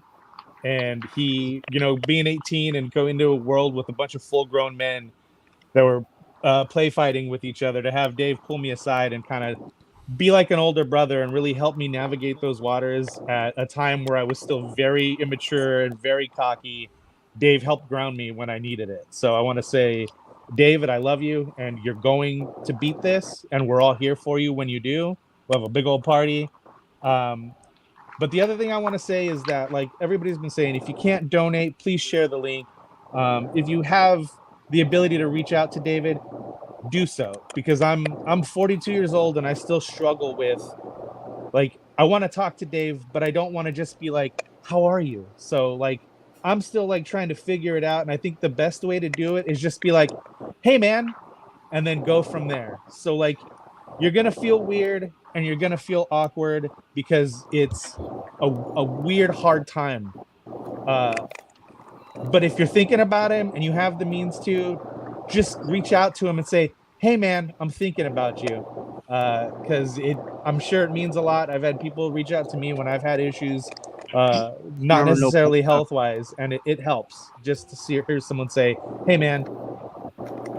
So please do. If you can, reach out to Dave. If you can share the link, do that. If you can donate, do that. And with that, I'll be out. I love you guys. This is a great community. Love you, Mike. I love you too, man. I'm glad everybody's here to support David. And I will catch you. I'll catch you guys soon. All right. All right. Catch you later, Mike. See you, man. See you, Mike. Bye. What Mike said is very true. It doesn't matter what kind of health issues a person's going through. It could be someone being sick from cancer or someone that's battling mental illness. Anything. If they're struggling through anything, just reach out to them and say, hey, how's your day going? Just reach out to them. You don't have to say many words. Just be there and support them. What's up, KB? What's going on? Hey, KB. Just talk. Hey, KB. Second cousin KB. Yeah. What is going who on, am I missing? sir? You're missing your eye back holding TV. I mean, that's how you should be doing it, right? No, I'm missing somebody. Somebody's trying to join, and I can't figure out who it is. Oh, It was man. probably me. Oh, because I still when you popped up, when you were on, it still popped up. Okay, hopefully it was. I didn't forget anybody. Sorry for the wait, guys. No problem. How you doing, KB? Good, man. Had to pop in here and say hello. And Dave already knows we've been talking back and forth. And being someone who has had his own, like Jay, what's up, Jay? Had his own bouts of health struggles. You just want normalcy as much as possible. So been trying to say, hey, what are you watching? What are you doing? What's going on? Because, just got to check on my second cousin like I do all the time. So made sure I wore a little bit of Dedication, one of his favorite movies, his favorite slasher. So Nightmare on Elm Street. Show up in that. That is the greatest horror movie ever made. The original. I agree. Only movie ever give me a nightmare. Mm-hmm. Right in title. Yeah. So we're just hanging out, man. Yeah. So, KB, what is Yes. your number 5 and number 4 top movie of the year so far that you've seen? I just had it up and I closed the window before I came in. So give me a second. That's okay. As far as top 5, I'm going to start off with this movie called Oddity. I saw it back in April, and it really stuck with me because, I went to this film festival, Bob? and you had all these horror movies Hey, and Bob, what's everything. up? That's the one that stayed with me. So definitely check out Oddity. It's in wider release now, so check it I out. want if to you check can. that out. Yeah, it's good. Mika's been mentioning that one a few different times. I It's It came really up a good. lot in your chat last night. Yeah, she was. Yeah, yep. Mm-hmm. Sorry, I didn't mean to cut you off, KB. There. Number 4, I'm gonna go with what David said. I had a fun time watching Twisters, man. I saw it in Dolby. I'm actually one of these people checking out the people going to see it in 4DX just to see the seats rocking and all that. I'm watching their videos. I think that's so cool. So yeah, I had fun with that. You want what, all 5 or just We're going to do 4 or 5. Because Okay. Jay is going to give us movie number 3. Okay, we're good. You're starting with me? Yeah. We'll work our way down. I'll go with Godzilla Kong. I enjoyed that. I saw that streaming too. So It's okay. The movie's a movie, man. It wasn't bad. It was good. it was Actually- I thoroughly enjoyed it because starting with the first act, I thoroughly enjoyed it where Kong showed his strength in there. The first act was good, and all the way. I'll give it. The whole movie was enjoyable for me. I really regret not watching that. I actually enjoyed it Max. more than the actual Godzilla versus Kong, the first one. Yeah, I thought it was much better than the first match.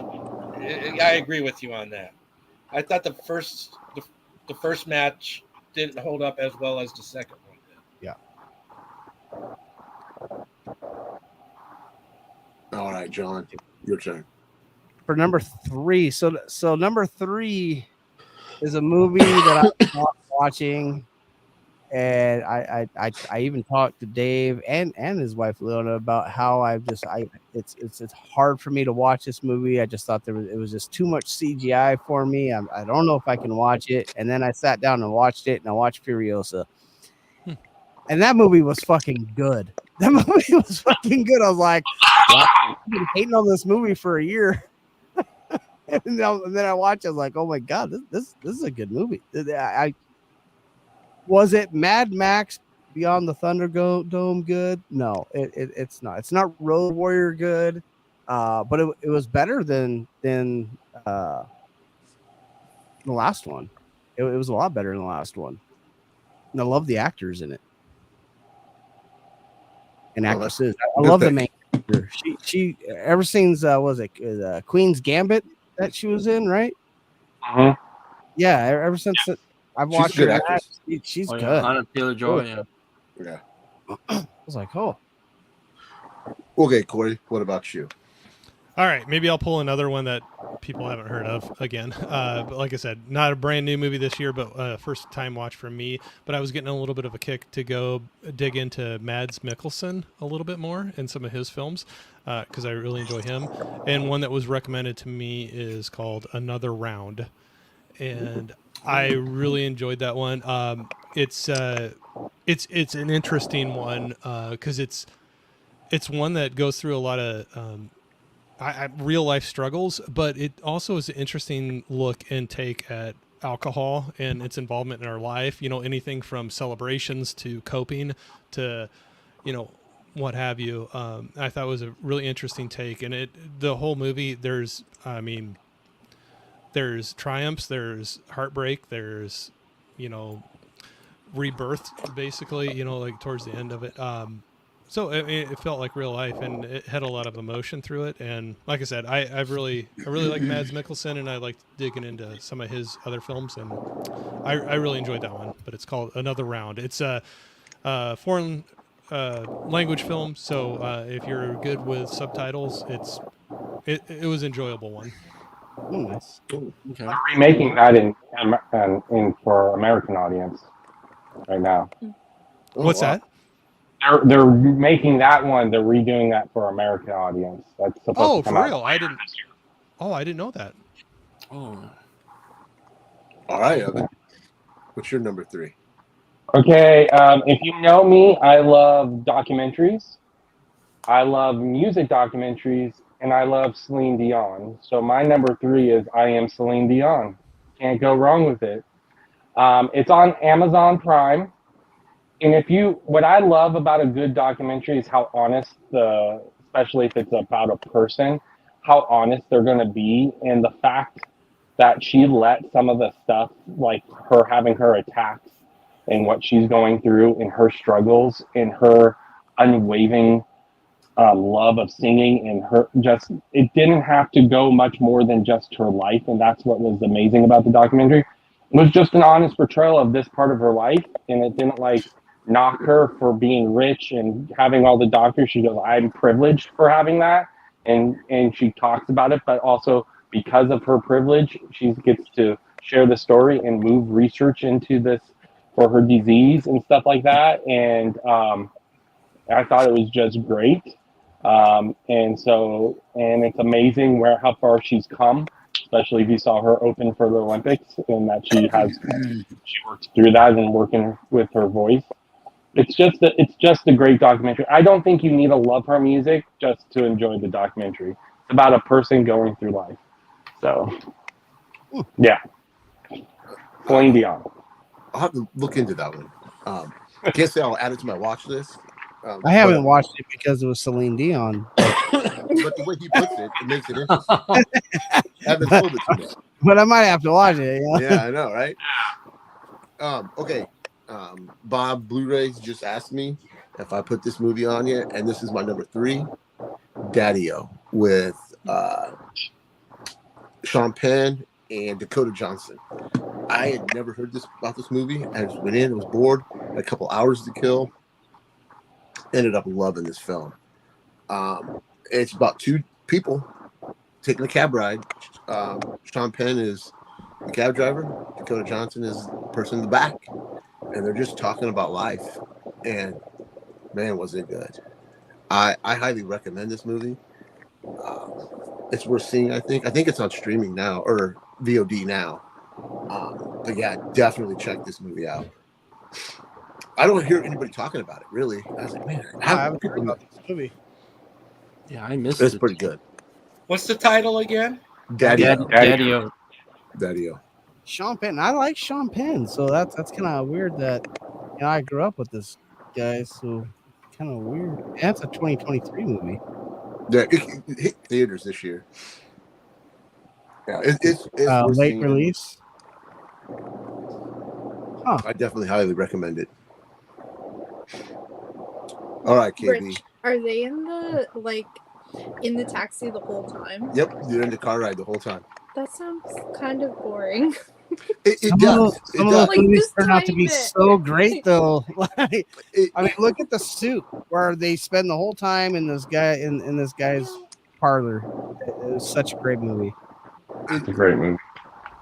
You were exactly right. It does sound boring, but at the time, I think I was in the right frame of mind to watch it, and I got sucked into this woman's life story, what she was going through at the time, what she was telling Sean Penn's character.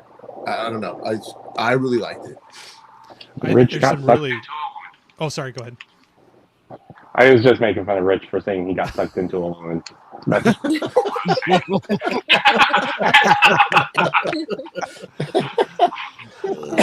was going to say I was always skeptical of the single location films, but there's some that really pull it off, and when they do it right. It's pretty cool when they do it. In the facials that Dakota Johnson gives too, I don't know. It's hard to describe. John, stop it. John, stop it. What? John's like just holding back right now. Oh, Dakota Johnson gives facials.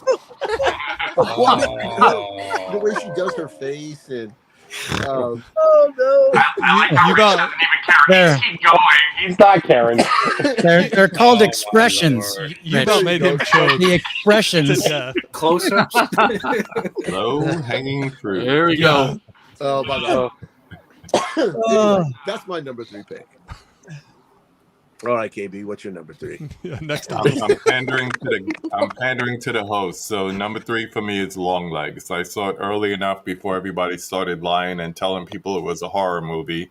So I was able to go into it blind without anyone telling me, "Oh, it's the scariest movie of the year." No, it's not. It's a thriller. It has creepy elements. I even told you guys when we were in Iowa. I told you. I told Corey. I told everyone who was there.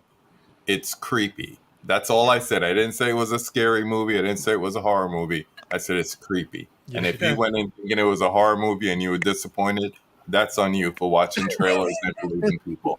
It's a good movie. I love the movie, but also watching it with everybody, like who was all there at the Iowa trip. It was a communal experience, which I really, really, really liked. Oh yeah, it was awesome. Yeah, and I saw it. I went to a screening of it before it dropped. So when I saw it, and then everybody started talking about it being a horror movie, I was like, "Did you see the movie?" Because if you did, we saw 2 different movies.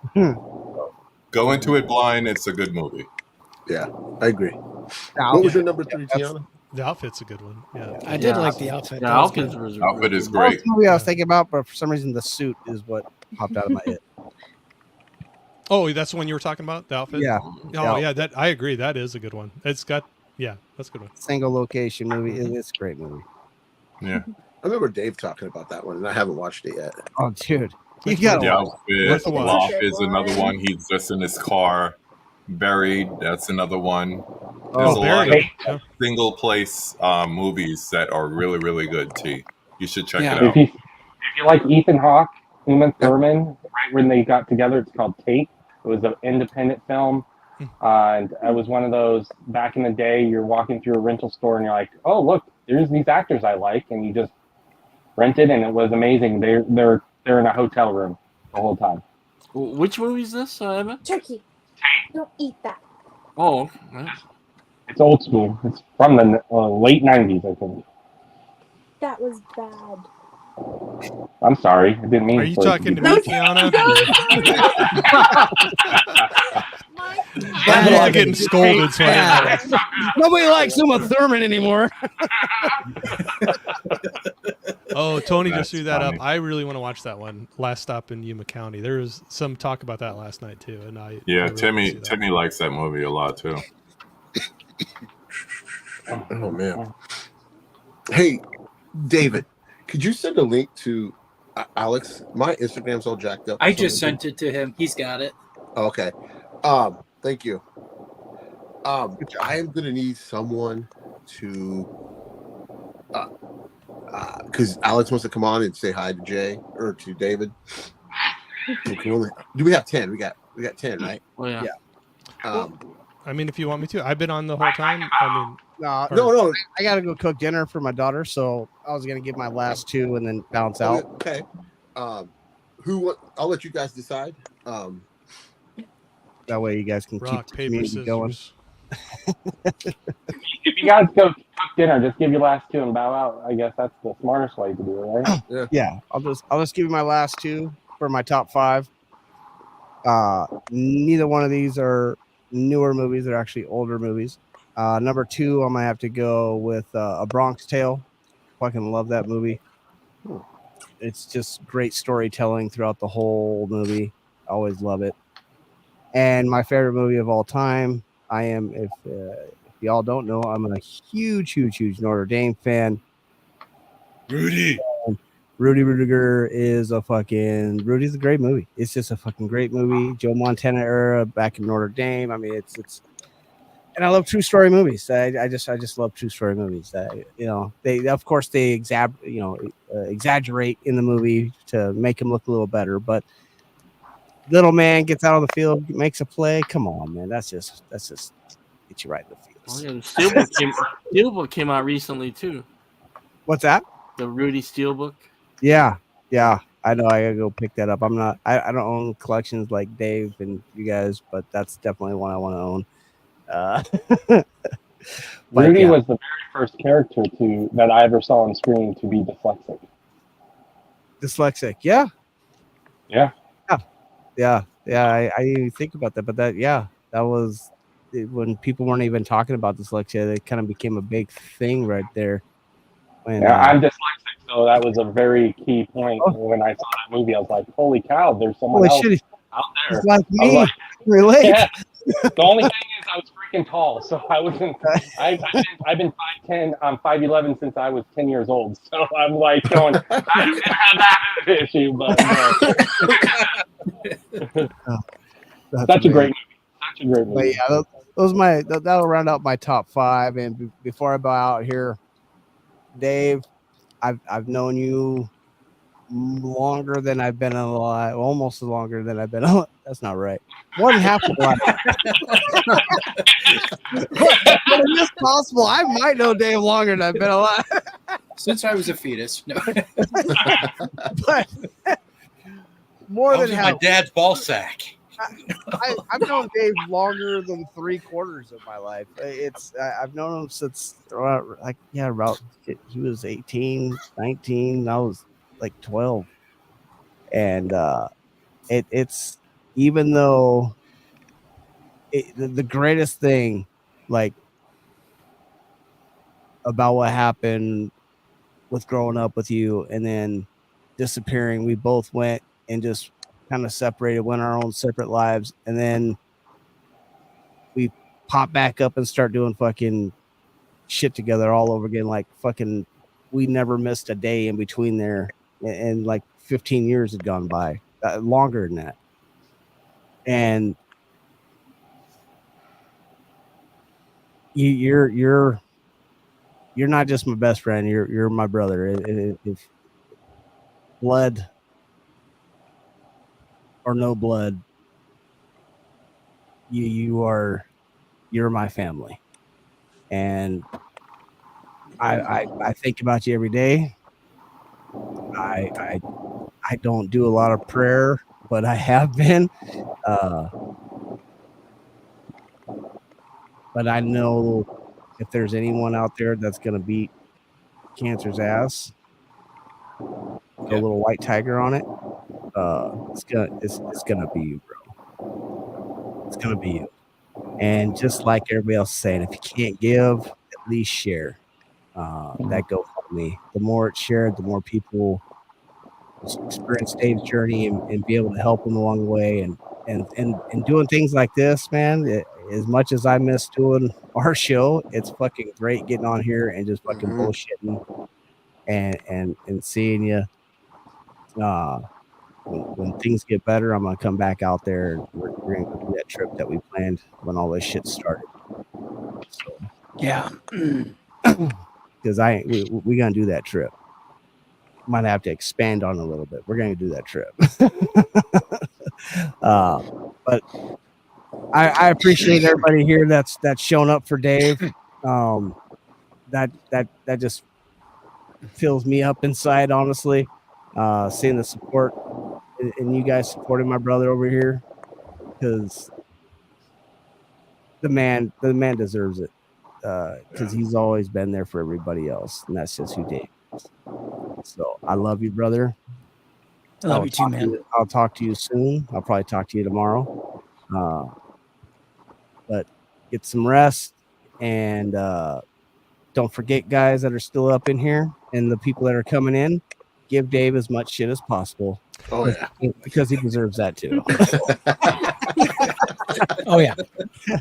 I love you guys. I'm gonna throw you guys up on my YouTube while I go cook dinner. Thanks, man. Again, appreciate you, John. Love you, man. Love you guys. We'll see you. Take care, John. Take care. Later, John. Yeah. All right. Where did we leave off at? Letting Alex in? Yeah, tell Alex that he can go ahead and hop in. Jay, I think you're next. You're number 3. No, I already did my number 3. Oh yeah. You gotta do the bottom row, bro. Oh, KB. Yeah. Did KB already do yours? I think KB did long legs. Oh yeah. And then So it's Tiana's turn. Wait, we're doing popular ones, right? Yeah. Yeah. Okay. And we're doing number 3? Yeah. Okay, it said 4, and then I was like, what one was it again? Sorry, I'm sorry. That's okay. I think it was the Mad Max was number 3 for me. The newer one. Furiosa, I really enjoyed right? that one. Yeah. Oh, that's right. It was a good movie. Yeah. There we go. There's our man, Alex. What's up, Alex? Alex. Hello. How Hey, you? Alex. Hi. Hi. Man, that's a lot of panel people today. That's what I was saying. This is the most people I've ever been on a stream with before. It's kind of Yeah. intimidating. Introduce yourself, It's Alex, in local. case anybody doesn't know you. I'm Alex. Hola. I'm from Geeks and I'm Alex from Geeks and Flicks. One half. My other half is working at Peacock as we speak. Yeah. Playing with his cock. Yeah, that's where he works. But what's up, Dave? Hey, bro. How you doing? I'm okay. It's good. Yeah, I see everybody. This is pretty good. Yeah. Yeah, Good really night. Great I group. think Dave was the one that told me about Nate and Alex when he was on my channel 2 years ago. And I think you guys were like coming up as like future guests like right afterwards in October. And I was like, who's these guys?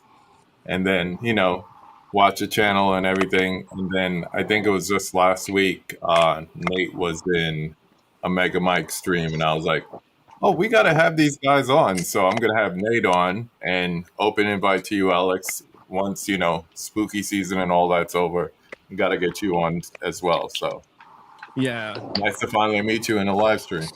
Yeah, no, I'm the hardest one. I don't do much live streams. That's what I was told. Yeah, Nate is like the Steve Jobs, and I'm the Steve was the guy who invented Apple. Wozniak. The Wozniak. Yeah, that's me. I do the inventing, the graphics, and Nate is the face. Yeah, no, you need the balance.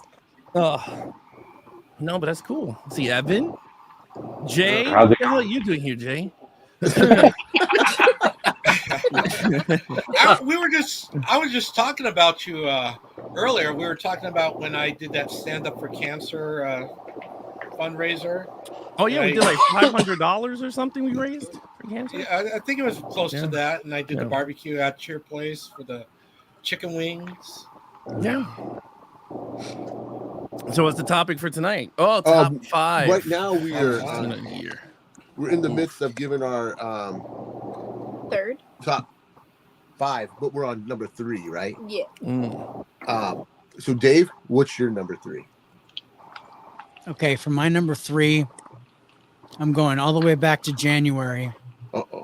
And a movie that dropped on Netflix that we just watched out of nowhere because it was a foreign film. And I'm going to go with Society of the Snow. Oh, yeah. So good. It That's was so good. Fantastic movie. And got an 89 on my lowdown meter. Is that one of your So- higher scores? Yeah, I got 2 more higher scores. Okay, but yeah, so it's up there. Yeah. Good pick. Totally forgot about that movie, David. All right, Rob, what's your number? What number are we on again? 3. 3. Right? I got old man brain. All right. This is like a little known movie. I'm gonna go with Deadpool and Wolverine. Never heard of it. You heard of it? Yeah. Did you say it was an old movie? A little. Oh, a little known movie. A little sarcasm. Yeah. Along with the cameos and all that, just the actors alone, you got Hugh Jackman back as Logan, and Jay wants a whole bunch of Reynolds. spoilers, by the way. Jay wants a whole bunch of spoilers. Oh Yeah. No. Take the headphones off. It's just like the scene. I just think about it, and I never laughed so hard recently in the theater in a while.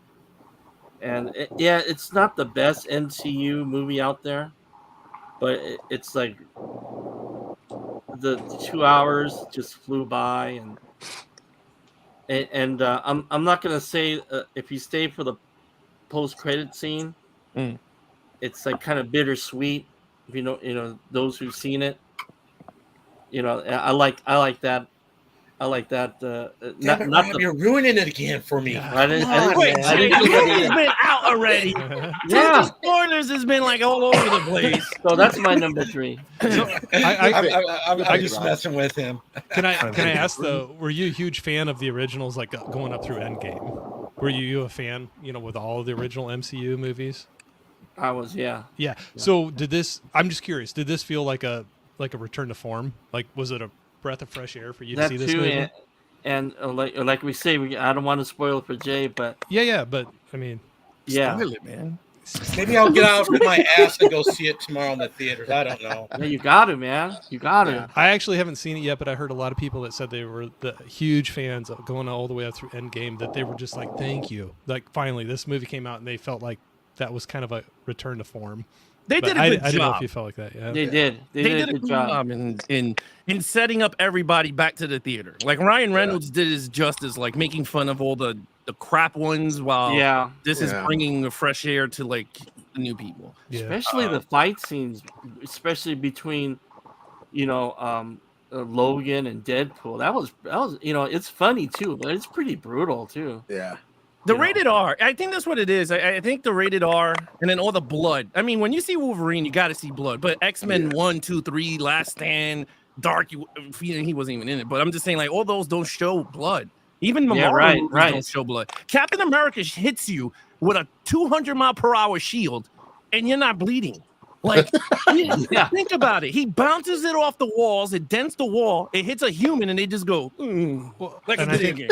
I think anybody that was fan of the comics, there's no way you can have a Wolverine or a Deadpool movie without rated R. Like, I just don't see how you could do it. Yeah. Well, they did. I mean, they did the Wolverine, but it didn't work. But look at Logan then compared. I mean, that was So anyway, you got to go rated R with those two, I think. All right, Alex. Yeah. I need you to pick your 5, 4, and 3 movies you've seen. 5, 4, 3. I'll do those quick. Beekeeper. I've seen a lot of movies this year in the theater. That's a huge surprise. So Beekeeper was very shocking, and I was like, "Whoa, this is my joint." Twisters surprised me a lot in the theater. I said, "Wait, this is actually really good." And my other one I'm gonna say is Alien Romulus, because I'm not a big aliens dude. I like Aliens because it's action oriented, but everything else around it, I'm not too crazy with it. So this one, I was like, okay, when they went back to form with this one, and I liked it. I was like, okay, this is pretty good, and like the 1979 version of it. So I liked it. I was like, you know what? Those are my 3 that I'll say on top of my head. I have 2 more, but those are my 3. All right. Good pick. I'm really glad you picked Beekeeper. Right? I do need to do my 3, yeah. Oh shit! Sorry. Rich, you can beat you up. Come man. on, Rich. Come on. Harrison, What a you do hope. your 3 and 2. I'll do my 3 and 2. Sounds good. I'll do it real quick. So number 3 is a film called Penny Serenade. It's from 1941 with Cary Grant and Irene Dunn. And I really like that one because it's a young couple, you know, newly married, and kind of all the struggles they go through, like World War II. That's one of the things. But other than that, I really connected with that because they have a lot of struggles that I related a lot to with me and my wife. So all around great movie, probably best Cary Grant film in my opinion. And then number 2, and you could watch that one on HBO Max. It's still there. Number 2 is a film called Nobody's Fool from 1936. So this one is really, really funny. It's this guy who takes everything literally. And one of the running jokes that I love in it is his name is Will Wright. And they confuse him with another guy named Will White. And so they said, "Are you Will White?" And he's like, "No, Wright." And so they keep thinking he's saying correct, but no, he's saying his real last name. Anyways, I really liked it. I would recommend it. The problem is it has never been released, not even on VHS. So if you find a place like Cinecon, I went there on Monday. That's where I saw it. That's where you'll see it, but it's never been released. So I can't really recommend it because you can't really watch it. So that's my number 2. Awesome. Awesome. I always, when you pick something, I never ever heard of it, and it's cool listening to hear your enthusiasm about these old movies. But I'll say too, like we said with Penny Serenade, it's kind of cool when you can watch a movie from the 30s or 40s and it hits on themes that you can still relate to today. Right. You know, it's kind of crazy. You think it's so far removed, but it's like, okay, they're human beings going through some of the same things, little different setting, but same things that we are too. So absolutely, yeah. I always think that's cool. All right, Jay, what's your number 2? All right. It's a toss-up between 2 of them, actually. Let's see. I saw this on Peacock. It's a documentary. He was my little idol as I was growing up.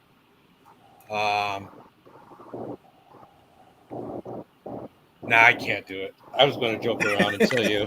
Just it was, take it. Come on, Jay. I was going to say it was Gary on Peacock. But no, I can't do it. I can't do it. Actually, it was released on digital and physical media. The Watchmen, Chapter 1. If you haven't seen it yet, the animation one, it's actually pretty good. It was done very well.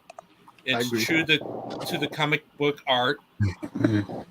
I wish I could name the artist, but Dave Gibbons. Dave Gibbons. Thank you very much.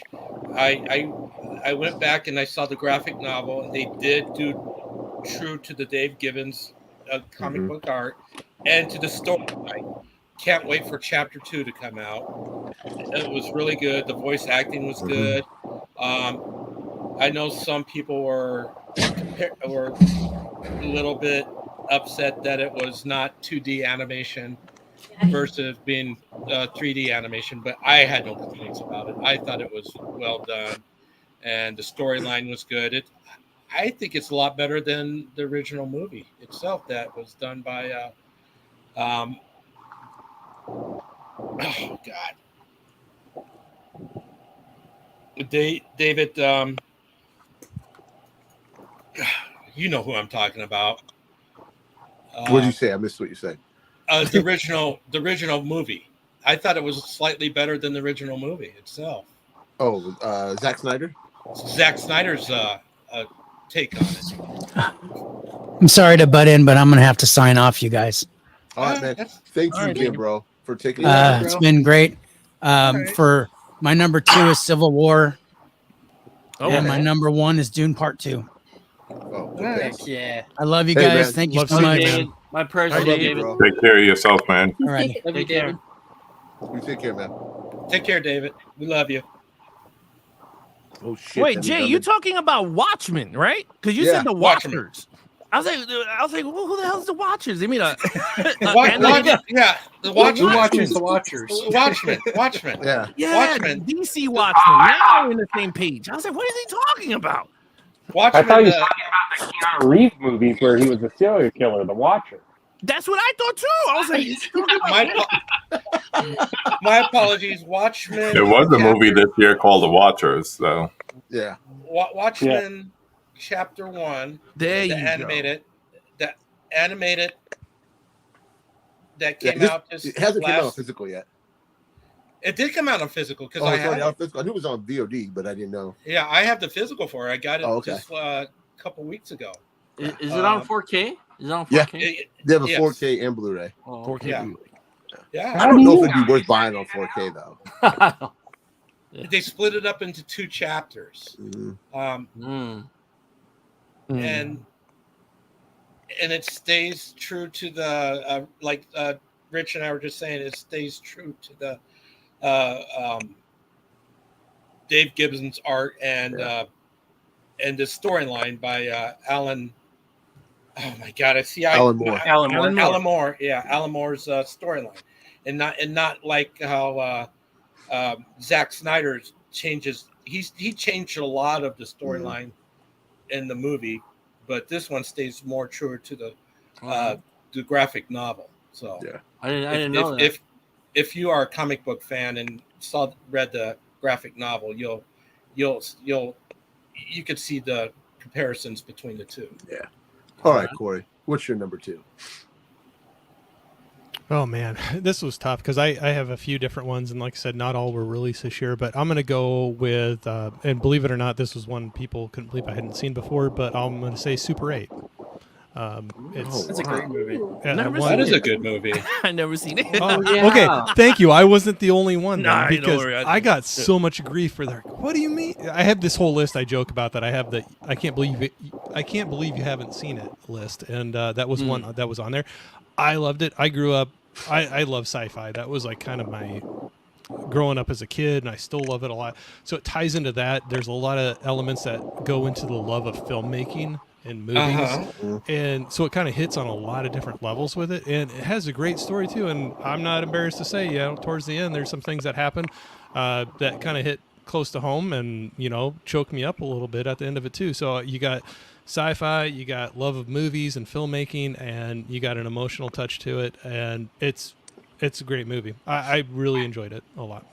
If you like Steven Spielberg movies, Yes. it's JJ's love letter to Steven Spielberg. Correct. Yes. The only say that's probably one of JJ's best, better films out of anything that he's ever done. Yeah. Oh. My only issue is that's the start of JJ's also love of solar flares. Yeah. Yes. Yeah. Oh gosh. Oh, yeah. Well, like in Star Trek.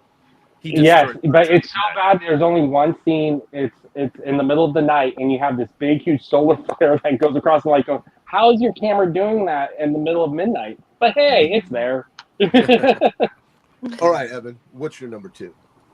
My number 2 is once again another documentary. It's on Apple Plus. It's technically a 2-part documentary on, I think, the greatest comedian, greatest writer, one of a great actor, called Steve, about Steve Martin. I want to check that out. I need to see that. It is actually really good, and it's another honest one. Steve Martin is like closed off and stuff.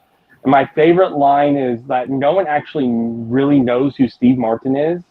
And they go, "Who knows? What do we know?" And they go, "You have to ask Martin Short. He's the only one that truly knows Steve Martin." And then the fact that it just shows this, like, because part 2 is more about their friendship and stuff like that. It's just like, it's just nice to see friends and being honest and just having a good time. And Martin Short just gives Steve Martin shit just for little things, and it's hilarious. And the two of them is great. It's a great documentary. It is a great documentary. Have you read the book, Evan? Have you read his book about, I think it's Born Standing Up or something like that? Yes. I've read the book, then I bought the audio book, and I listen to it probably twice a year. Yeah, it's a great one. It's a great one. It's short. It's simple. It's just about him coming to rise during his comedy years. And also Steve Martin, if you don't know, he started, his first job was at Disneyland, and he rose and learned magic at Disneyland and did all that. And it's just, he's just a cool guy. And I just love his movies. And I think he's a comic genius. And I actually read all of his books that he writes in fiction. And I think he's a great writer. I've seen him in concert as when he's just doing his banjo stuff. So I'm a nerd for Steve Martin. You know, are they I think they're like the last duo of comedy, like them two together, rising together. Because like, if you think about it, right, like Chris Farley died, so there's no Chris Farley, David Spade. Then if you think about it, there's no other tandem of two people. It's always like people working amongst everybody in Hollywood. Yeah. Like Eddie Murphy's by himself. He doesn't have a tag team of someone. So it's pretty weird when you look at it that way, that they're like the last duel of comedy. Yeah. My favorite movie with Steve Martin is oh God, I love Three Amigos, which is a great movie. Oh yeah. Oh God, Dirty Rotten Scoundrels. It's not your favorite movie if you don't remember it. Oh, I remember it. It's my favorite movie. It's Father of the Bride. I don't know why. No, his first movie that put him on the map. The Jerk. The Jerk. Yes. That's a good one too. It's a great movie, and you know. Best opening line of all time. Like, did you know that? Oh, when yeah. I know what when you're they're talking showing about. that film clip, it's like, wait a minute. He's juggling the cats. That's actually him juggling the cats. I mean, well, they're not real cats. But He's actually juggling. Yeah. Juggling tigers. I thought that scene was hilarious. You know. Glad you're here, man. My number 2 is same as David's, and that was Civil War. I really dug that movie. I like how they did it. There was no right or wrong side. You know, they didn't make it political. You follow these journalists, and I just really liked it. I know Hey, they can got you some. hear me, Caveman? You can hear me? Can you hear me okay? Yeah, There I you can hear you now. Okay, we're doing our top 5 movies real quick. I need you to give me your 5, 4, 3, and 2. Okay, well, keep going and come back to me. Okay. I need it now. No, dang it. He forces everyone. Are we going to do them for you? He's like, I need you to do it right now. 5, 4, 3, 2. All right. I didn't get my 2, right? I don't. Yeah, your 2. Oh, my 2. All right. So there's a pattern here. If you're gonna notice once I do this one, my number 2 is Monkey Man. Oh, I was shocked with this one because I remember when you see the trailer, and I'm like, damn, very John Wick. I was like, got the long hair, got the suit, hand-to-hand fighting in a restaurant. But no, I didn't. You know, it's kind of hard when these action movies put a guy in a suit because that's the first dude that pops in your head. You go, oh, Keanu Reeves, John Wick. But no, I was happy with the storyline. I thought it was a pretty decent movie. Pretty good. You don't need a part 2, Monkey Man 2. Running Loose, but I did enjoy it for what it was, and I thought he was a really good director for a first-time movie. He did a great job in that, and it's kind of hard to direct and act at the same time. So him doing that, I thought he did a great job. So my number 2 would be Monkey Man. Good pick. That was a tough one. I had kind of as an honorable mention because I really did enjoy that one too. Way more than I thought I was going to. It was a good time. All right, KB. I have Civil War as an honorable mention because it was really good. Like you said, it didn't try to take a position. It just stayed as neutral as possible. But my number 2 is Inside Out 2. After all these years, they were able to come back, nail it.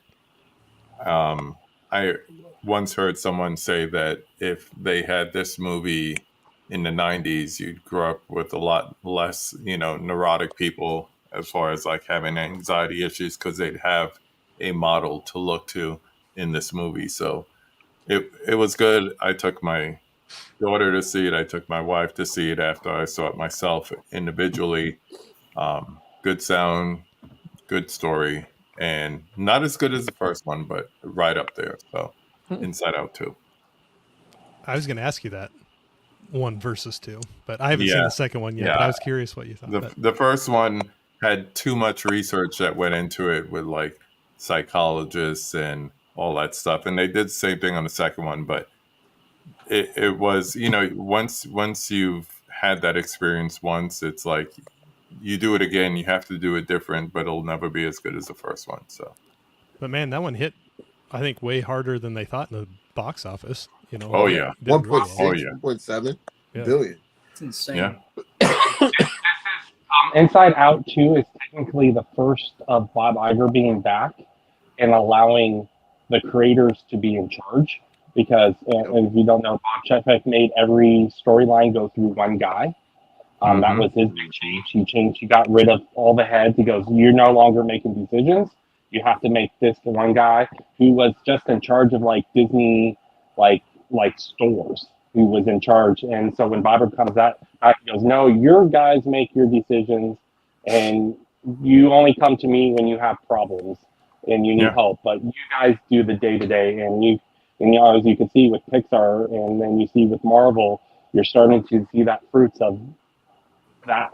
Yeah, they went back to the essence of what Pixar started to be before Disney bought them, and that's, if you look at classic Pixar movies and you say, "Oh, I love this," is because I remember Wired magazine had this whole thing where they talked about the process of what it takes to do a Pixar movie and how it's basically it's a group thing.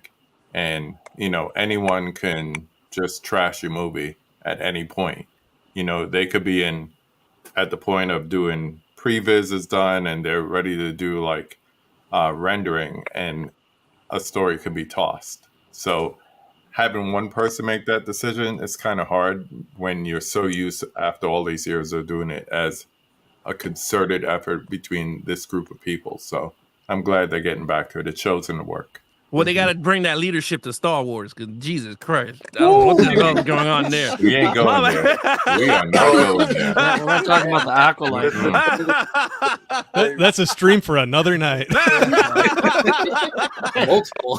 They did it for Marvel. They did it for Pixar. They're like, Jesus. What do we got? They can finally fire Kennedy, because that was part of the deal of being. I think she's leaving.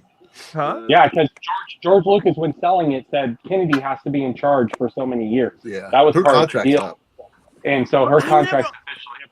I never understood that, why he did that. Like, it's not like when he was the head of, when he was in charge, it's not like he had her telling him what to do. He was like, shh, you have your name on your like, you know what I mean? Like, he's the one who ran everything. So it's not like what input did she put? Nothing at all. So it's like, I get it. They were together for a long time, but it is what it is. But they need to change leadership. Right. What's your number 2? I'm gonna give you 2 and 1 because I'm probably gonna head out because I should probably get some sleep. Oh yeah, it's late. I'm sorry. No, you guys are good. So I watched The Crow. Okay, not the new one. I watched the original Crow for the first time this year. I really Awesome. enjoyed it. And then my first one, of course, is Ghostbusters because I love Ghostbusters. Yes!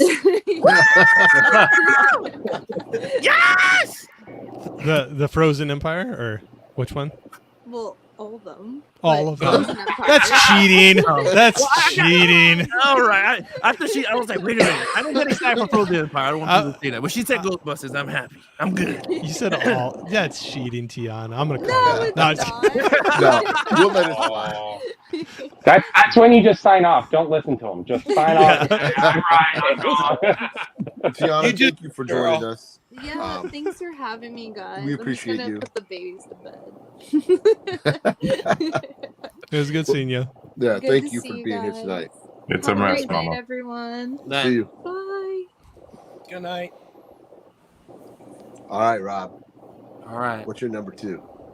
My number 2 is another small movie. Very, very independent. No, it's gonna be epic. Dune Part 2. I met Josh Brolin earlier. He signed this book called Dune Exposures with the DP Greg Fraser. Oh wow! Oh, that's book. cool.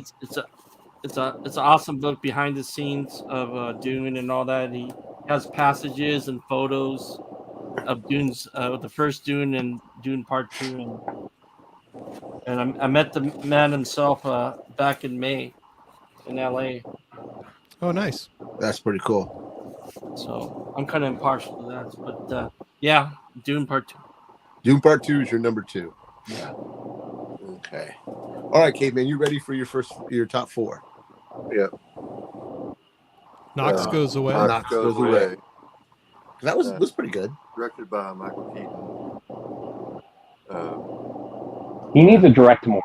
That's all I gotta say. Michael Keaton needs to direct more. I like his direction. He's only directed 2 movies.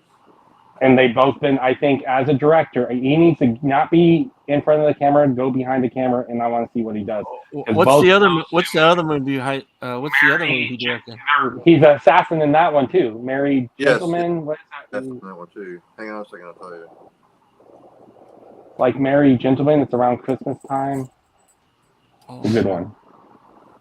I know Knox Goes Away is on Max. I think you can catch it Yeah, on it's Max. on Max. Right? I gotta watch that. We did that for one of the episodes of By the Numbers. Oh, that's right. You guys did. I can't keep straight where movies are anymore. There's so many different streaming services. I like Well, streaming. I- I'm still I like streaming, but man, it's like impossible to keep I up go with where through things are at. every month. I go through the what's new coming out 2024 and just put it down on our list of movies to watch. So that's how I always remember, because I have to look through them. Yeah, the movie, I think you said it already, Evan. The name of the movie is The Very Gentleman. Yeah. One was the one he directed in 2008. I didn't know that. Wow.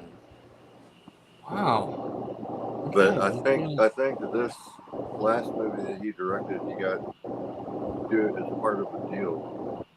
So, like he agreed to do a part in another movie that they wanted him in, and he would be able to direct this other one. But then the 4 on that is count all Justice 3 League of those. Crisis. Oh, okay. Okay. Count all 3 of them because they all came out within a couple months. Yeah, Look, it wrapped up pretty good. I like how it wrapped up. I saw the first part and I fell asleep. I was like, oh my God, this is boring. Yeah. It was really boring. I was like, oh my God. Great voice I was acting. falls asleep. Oh my God. I was Yeah. like, oh. But yeah, I gotta finish it.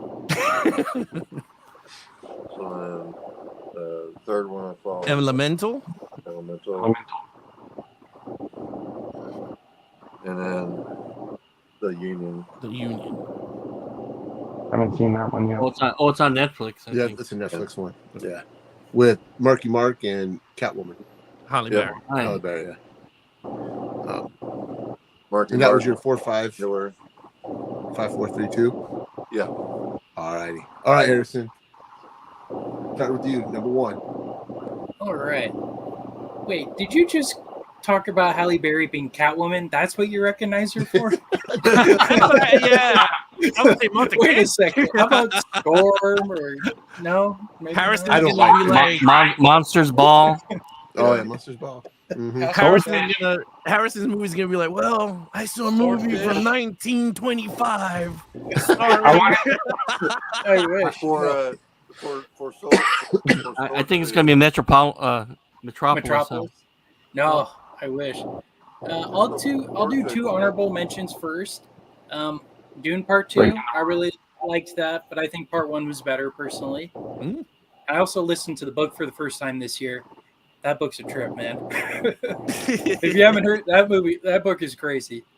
And the other one, I like the new Reagan movie that just came out. I recommend that one. It was actually really good. But my number one is an Alfred Hitchcock film, The Man Who Knew Too Much, with Jimmy Stewart and Doris Day. Excellent movie. I think one of my favorite, if not favorite, Hitchcock films. It's a great chase thriller. You know, their son's been kidnapped, so they're trying to get him back with a ransom and all that. And I don't know, I just really enjoyed it. And I like it way more than the 30s one. The 30s one is terrible, but anyways, that's my number one. Now you have my attention. I was going to say, you're speaking KB's language right there. And isn't that crazy when you have a director remake their own movie? Yeah, we did that like 2 or 3 times. It was crazy. Didn't what the hell's his name? John You got the Hitchcock Woo, there, KB. whatever his name is. He did The Killers. He directed the same movie again. But usually that when some directors they get to do the Americanized one. Yeah. But Alfred Hitchcock literally just remade his movies because he says, I could do this better. Like he literally tells the studios and go, I didn't like the first round. Can I do it again? And they go, sure. Here's the Here you go. I think the Ring is like that too. The Japanese version and the American. Ringo? Yeah. Yeah. Same director. I just started to show Hitchcock to my son this year. So we just did. I started him off with my favorite, The Rope, just because I still need to watch Rope. Another one like that is Funny Games. Oh yeah. Naomi Watts brought it to like a American or UK version, and they just used the same director, so it's almost like shot for shot, beat for beat, with like small minor nuances. So if you know the original, you could pick up where it's different, but it's the same movie. And then there was the same thing with Wreck, whether it was Record, whatever the hell is Wreck, and Quarantine. Isn't that the same movie? One was like a foreign, same type of. I think it was like the same thing, like Ringo and The Ring. Then they had Quarantine, and then they had Wreck, which was the same thing. They were like in the hospital or the airport. I never seen Wreck. Apartment never building. Seen that. You never seen that? Yeah, it's supposed to be Record. Yeah, Like, you know, it was- REC. Right. It's a Record. zombie movie, right? Kinda, yeah. Yeah. Oh, but it there's was like the same thing, but Mika whatever. was chiming in. She was saying Quarantine is the U.S. remake of Wreck. Yes, but yeah, it was the same type of thing. They did the same movie. Oh, okay. I seen It was during Quarantine. the same. I think it was like that big boom of everyone having the same freaking movie from like the Japanese version, and the American did the same exact thing. Their version. Oh, yeah. There was It was a like lot of Ringo, then The Ring, and then Wreck, and then Quarantine. Then it was like, oh, geez. Another set. That was at the time where subtitles were very expensive, to tell you the truth. Whereas you put on VHSs and do that whole process of but when DVD came around, like if you start seeing, like they stopped doing that. They just released the foreign film now. They don't need to make the Americanized version. So because of digital and subtitles. All right, Jay. What is your number one? Dune Part 2. Oh, you didn't even have to think about that. Finally, Rick. You know, No joking. He just threw that one out there. It was easy. Dune Part 2. Right. There we go. But if I could give an honorable mention, I would say it was Civil War. Nice. What if we said no, Jay? Take that back. I agree, Mika. Oh, I agree with her 100 times. Yeah. %. I do too. I do too. Yeah, I tell people action movies are way better foreign than American. Yeah. Like now. Like, Oh, yeah. Old Boy is a good example right there. God, I that like how old you boy. threw the hand and you threw in the hand. You said Oh boy, That was so disturbing. That was so love it, disturbing. Jay. You threw the sauce like That's one thing about doing with By the Numbers with David was opened my door to a bunch of foreign films that I would have never seen before. So I like that. And you opened up him to a bunch of musicals he hasn't seen. Yeah, that's true. And he hates you for it. And he All hates right, you Corey. forever. Just watch him. He doesn't follow him. Hates you for it. All right, Corey, what's your number one? Oh, sorry, I heard me. Yeah. Okay, sorry. I'm gonna go number one. I'm gonna go Late Night with the Devil. Oh, Good pick. That was one that really surprised me. It was one that I barely got to see in the theater. I did get to go see it, but the only reason I heard about it was, I mean, it's a lower budget. It did not have a bunch of hype around it, like media wise, but I heard about it from fellow YouTube people out there, talking about it, and I heard more and more good things, and I'm like, I got to go see this. And I'm kind of in a smaller market, and Yeah, I we looked are. at, yeah, right, yeah, you're right there. You're just down the road from me, not super far, but smaller market where by the time I looked it up, there was one more showing of it before it was going out of the theater, and it was a late Monday night. I walk in there, I literally was the only person sitting in that theater watching that movie, which made it a little creepier for me, but I loved it. And yeah, I appreciated a horror movie that was taken a little different. I felt like they were being original with it. They did a little twist with it, the way that it was filmed, Right. the setting, going back and forth between, a talk show and a little bit of behind the scenes kind of faux footage type of thing. And I'll say the end, the third act. Anyway, that was probably the weaker part for me, but overall, I really enjoyed that, and it's one I'm happy to support. And hopefully Tuesday, I got a steelbook of that showing up at my house. So Yeah, I seen it in the theater too. Yeah, I enjoyed that one. Yeah, I haven't even heard of the movie. The Merry Gentleman, just for everybody's information, it's on Tubi and it's also on Peacock. Oh, cool. This is the first movie that he directed. yeah. Late Night if you have Shudder, it's Yeah, it's streaming on there. Shudder. So you can check it out there if you. Oh man, I don't if you have happen to Shudder. that. What If about not, you? Oh, sorry. Go ahead. No, I was saying, Evan, what about you? What's your number one? I'm going to sound like a broken record, but I'm going to tell you why. It's Dune Part 2. It is. But, okay. I love, first of all, I have not read all the books, but I have read the first book 3 times. Okay? And here's the reason why I love this book. This book and the movie went there because no movie or miniseries has really done what this movie did, is that they let their hero fall. Okay? So the whole book, the whole point, he wrote this story to have your hero that you read like 300, 400 pages worth of this guy who's going to be the hero, the savior, and all this stuff. And then when he gets power, he gets corrupt and falls. And you have to decide, is he still doing good or not? You are never, as a person, going, is this good or bad? You never get told that in the book. And the movie does that. With the mom doing what she's doing, manipulating religious aspect, and then him needing to make, am I doing good in his struggles, and then doing it? And the fact that the movie had the guts to do that has to be number one. That was very complex for a movie. Yeah. I give it that. So that's why it needs to be number one. I agree. Yep. I'm just disappointed that the third movie is not going to be out until like 2007 or 2008. I don't know why they need to. I do think the it might third be movie. worth the wait, though. They got other actors got the commitments, Yeah. Zendaya's got to make her teeny bopper show on Max. Well, that's the problem when you have a huge cast of superstar actors. It's out of you film them all together like they did in Lord of the Rings for 8 years, or you're gonna do 2 projects and then you're gonna wait 10 years to release the final one when everyone is like free. Oh yeah, Timothy Chalamet, he's hot right now. Yeah, But that's good because the story progresses from here to future years. So Yeah, it's like they're 12 going to years be in the older. future. Yeah. Yeah. If they follow the books and stuff like that.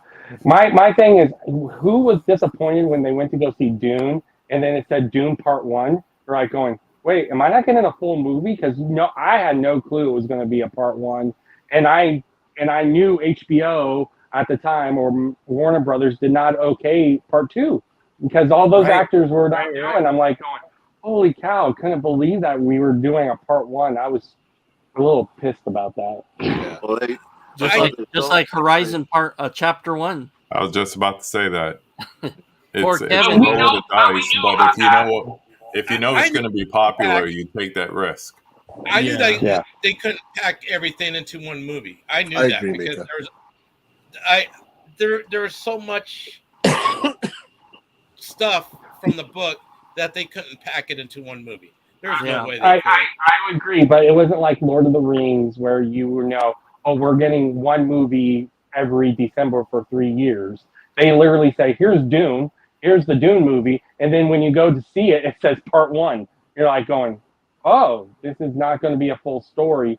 And none of the actors, none of the directors, no one was signed on for part two. So we literally had a chance of never getting part two if that movie bombed. That's true. Well, that's the double-edged sword of filmmaking. It's out of can it be a hit?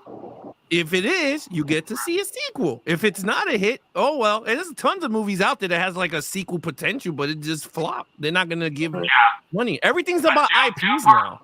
A good example of that would have been John Carpenter. Who?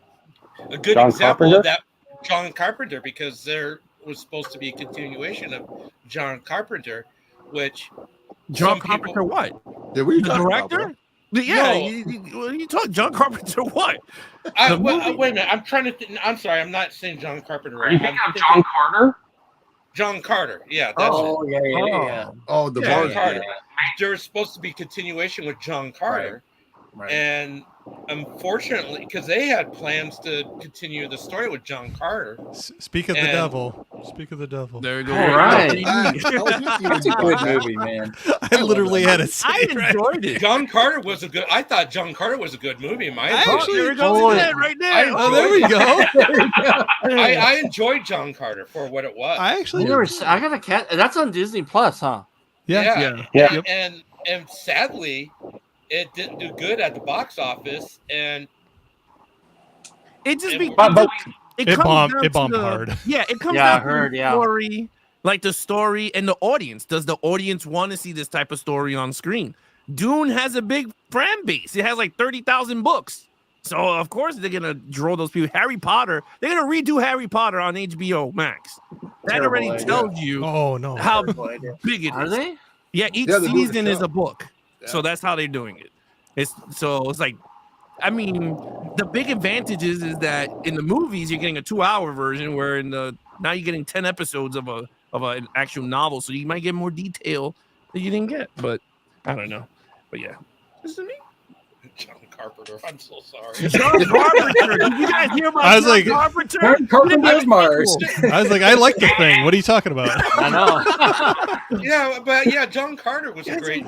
Like we said, John Carter. It was what it was. It was. I a good enjoyed it. series. I enjoyed the movie. Now we just And- talked about But it the other night. David Fitch is an underrated actor. Who? Yeah, Yeah. Taylor Kitsch. Yeah. Yeah. He's Yeah. underrated. This movie is known as the very first where a group of people bombed it and tried to get Rotten Tomatoes. They didn't see it, so this movie had a negative score before it was ever released, like any screenings or anything, because there was a group of people that said, we want to take down the site, so this was the downfall. So when the movie got released, no one saw it because they thought it was bad. And I think a lot of people who would have, if families would have taken their kids, and I think they would have enjoyed it more. This was Yes. a downfall of the internet movie. And just to let you know, Pixar did all the special effects on this, and they fired half their staff because of the bomb of this movie. And that's why after this movie is released, you see a downfall of quality because Pixar had lost so much money on it because they decided to try to do special effects for other movies. And it bombed. Good piece of Damn knowledge you, there, Evan. Rotten Tomatoes. My number one, I'm gonna sound like a broken record. Oh, Dune 2. What? Dune Oh, 2. God. What you got? Is Long okay to way. me. No, yeah, I'm not waiting. a big fan. I know which one it is. Is What it you the got? Crow? Is it the Crow? No, Just kidding. Inside It's Out. gonna be Inside Out 2. Gotcha. Yeah, I loved that movie. I see my daughter, my youngest daughter, in that. I've seen her mind what she goes through in these characters. So I was able to really like relate. Don't say bond, just like I felt something with that movie as I was watching it with her. So yeah, that's my number one. I still need to see that. I hear so many great things about it, and I have not seen it. Oh, it's fantastic. I love it. You want all the spoilers? I mean, we could do that. Hey, maybe it'll save me a little money. Just give me the Cliff Note version of it. All right, I'll give you my. Oh yeah, Caveman, go ahead, go. Yeah, Caveman, what's your number one? Deadpool Wolverine. Wolverine. All right, good choice. Yeah, that came up a lot tonight. All right, Alex. All right. Well, I got honorable mentions. I'll say these quick. My honorable mentions were Bad Boys 4. I was very shocked because number 5. I didn't know, with the reception of Will Smith after he slapped Chris Rock and all that stuff. So I was like, wow. And it's hard to make a fourth film really good. It's really hard, especially action. It's not much action franchises that the number 4 is like that great. Except but Rocky 4. That's right. Rocky 4. Yeah. But then my other honorable mention. This is an old one, but we're doing it on the podcast, me and Nate, and it's the Once Upon a Time in China with Jet Li. Oh yeah. We started watching it, and I'm just gonna say the first one. The first, it's just an amazing movie. It's like 6 of them. We're still to 5 and we got to do 5 and 6, but. So, oh man, it's so good. He was like 27, and the speed that this guy does in fighting, I was like, holy hell. But my number one, and it's shocked because I don't like big monster movies, and I thought Godzilla -1 was so good. Yeah, I was like, yeah, I thought it was really good. My wife is a big Godzilla fan. So we went to see it. I was like, what is it? And then once I started to read the subtitle, I was like, wait, this movie's like amazing. And I was like, this is good.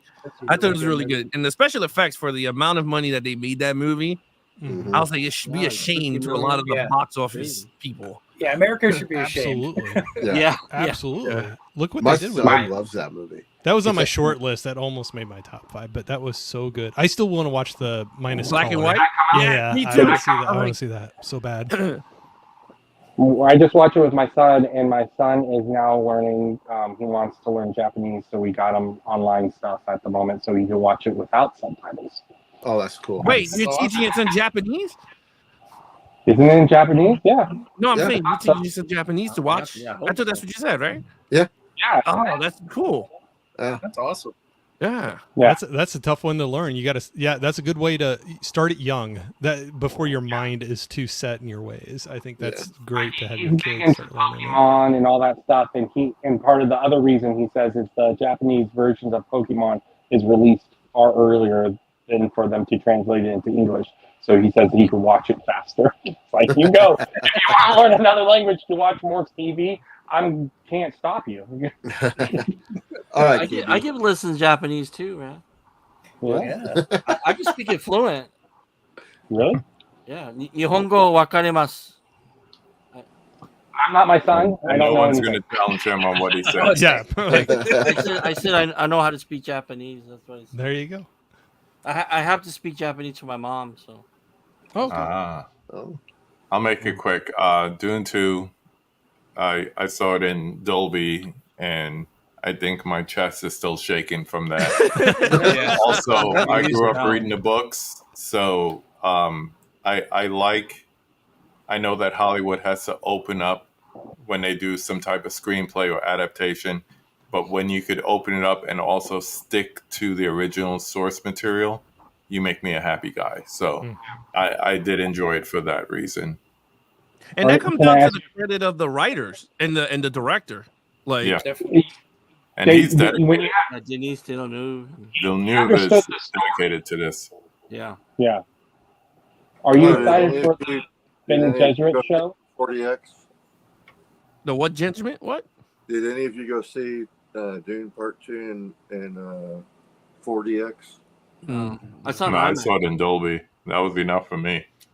You I got just heard- fan I blowing your just heard face. people I heard people complaining about having sand in their underwear afterwards. So Oh.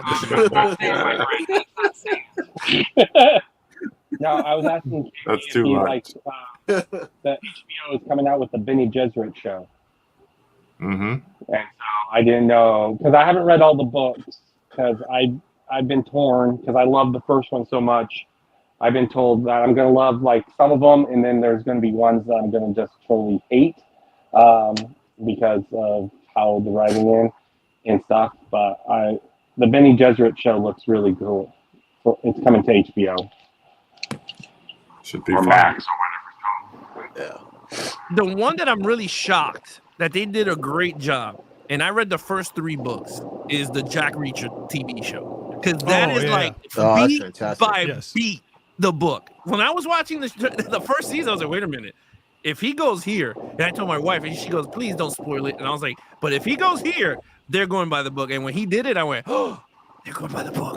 I was like so excited. And that dude fits the character so much better Exactly. too. Not Tom Cruise. I was like, No. Tom Cruise is not even like jacked for like the way it is like described in the book. Yeah, no, Like- I always Alan or what's his name? I always Alec blank on it. Richard. Yes, Yeah, Alan. yeah. He fits the character so much. He just a Hulk I of a guy. I just think it's funny because he started his journey into fame by trying out for American Idol. Oh, for real? But he was also on Blue State. What was that? Blue Mountain State. He was also in That's- Smallville too. I know Yeah, I know him. He was in Small. I remember Smallville. Yeah. But he tried out for American Idol, got actually on the show made it quite a while, and then he got kicked out and then became an actor and then a stuntman. I'll say this: I was kind of shocked when they did the live action Aquaman that they didn't bring him back because he looks exactly like Arthur Curry, the comic book version. Oh, he does. I mean, he's jacked like him too. So I was like, orange and green pan, give it to him and he's good. But All right, Rob, what's your number 1? All right, my number 1 is Beetlejuice. no, it's gonna be Madame Web. No, just kidding. Madame Web. Yeah, Civil War. Civil War. Civil War. Good. The way he talked into the mic, it was like giving an answer for a quiz show. Civil Hey, War. look. It's like Jeopardy. What is Civil War? Oh yeah, I think my honorable mentions. Real quick, it's gonna be Kingdom of the Planet of the Apes, A Quiet Place, Day 1, The Beekeeper, and last but not least, The Bike Riders. Oh, that's I want to see that one still too. I Bike haven't Riders seen is it. actually pretty damn That's good. pretty good. I was surprised by that. Kingdom, I was a little. I was like, no one could top Caesar. I was like, I agree. I'll say I don't know if I gave honorable mentions, but I'll throw out. Sorry, not to take too long on this, but it was a fun. We ended up just streaming it at home, but my wife and I. It was a great date night movie. It had a little bit of action, a little bit of rom-com, whatever. But Fall Guy, I thought that was a fun movie. It like was a that good one. time. It was a good popcorn movie. We had a good time. like it. I know. I'm not saying it's like gonna win any awards or anything, but But I'm glad you liked it. it was Oh, yeah. it was like one of those that it crossed over where my wife and I could sit down and watch it together and have fun with it. But The only movie I'll ever see for that has a Kiss everyone- song and a Taylor Swift song. yeah, you liked having both of those in the same movie. I'm going to tell you something about Fall Guy. Uh-oh. What you got? I had lots of problems. I I was just waiting for you. I did not let me tell like- you something. You're wrong. I will give the movie for what it is, the practical stunts that were in it. That they were amazing. I will give it that. And the only thing that was common in that movie were the stunts, the actor's name, Colt Seavers, and Put your face in the camera, bro. We see your ear. You're like this. all right, here we go. There we go. Thank you. All right. Other than that, Thank you, Huck. Thank you. Yeah. the movie, it didn't hold up for me. I had lots of problems with the movie as far as the story went. It was. Oh yeah. No, it's If- beyond the story. if It's you- just fun. But context, But if because you- Jay's not giving his context. Jay is a TV show fan of Fall Guy. Yes. I love the Yeah. TV show too. I had the little truck Hey. as a kid. I remember playing with that. The GMC Sierra truck. Yeah, I play. Yeah. Yep. and you had Heather Thomas and Lee Majors. And that's why my dad liked to watch the TV show with me.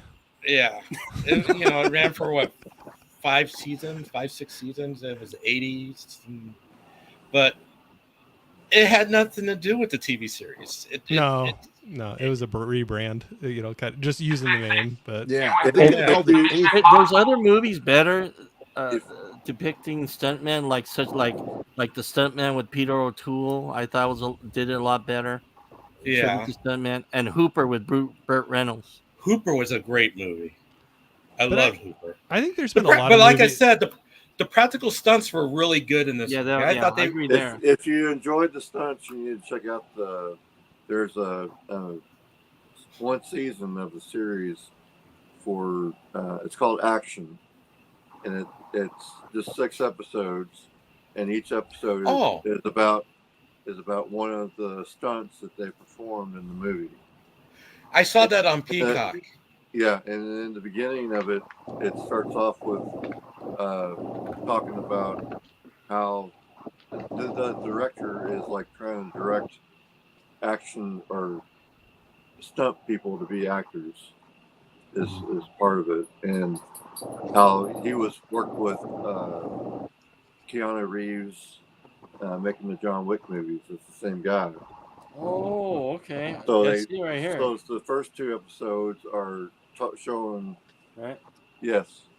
First 2 episodes are like showing the stunts that they did in the John Wick films and stuff. Right. And then they transfer over and they show the big set pieces that they did for the movie. Now here's a question I would, in my opinion, but do you think the Oscars should have a category for stunts? Yeah. Yeah, dude. They should be nominated. I mean, they are workers, so yeah, they should be. And for Because, mocap work too. Yeah, because some of those, I mean, like in the Fall Guys, some of those stunts were really amazing.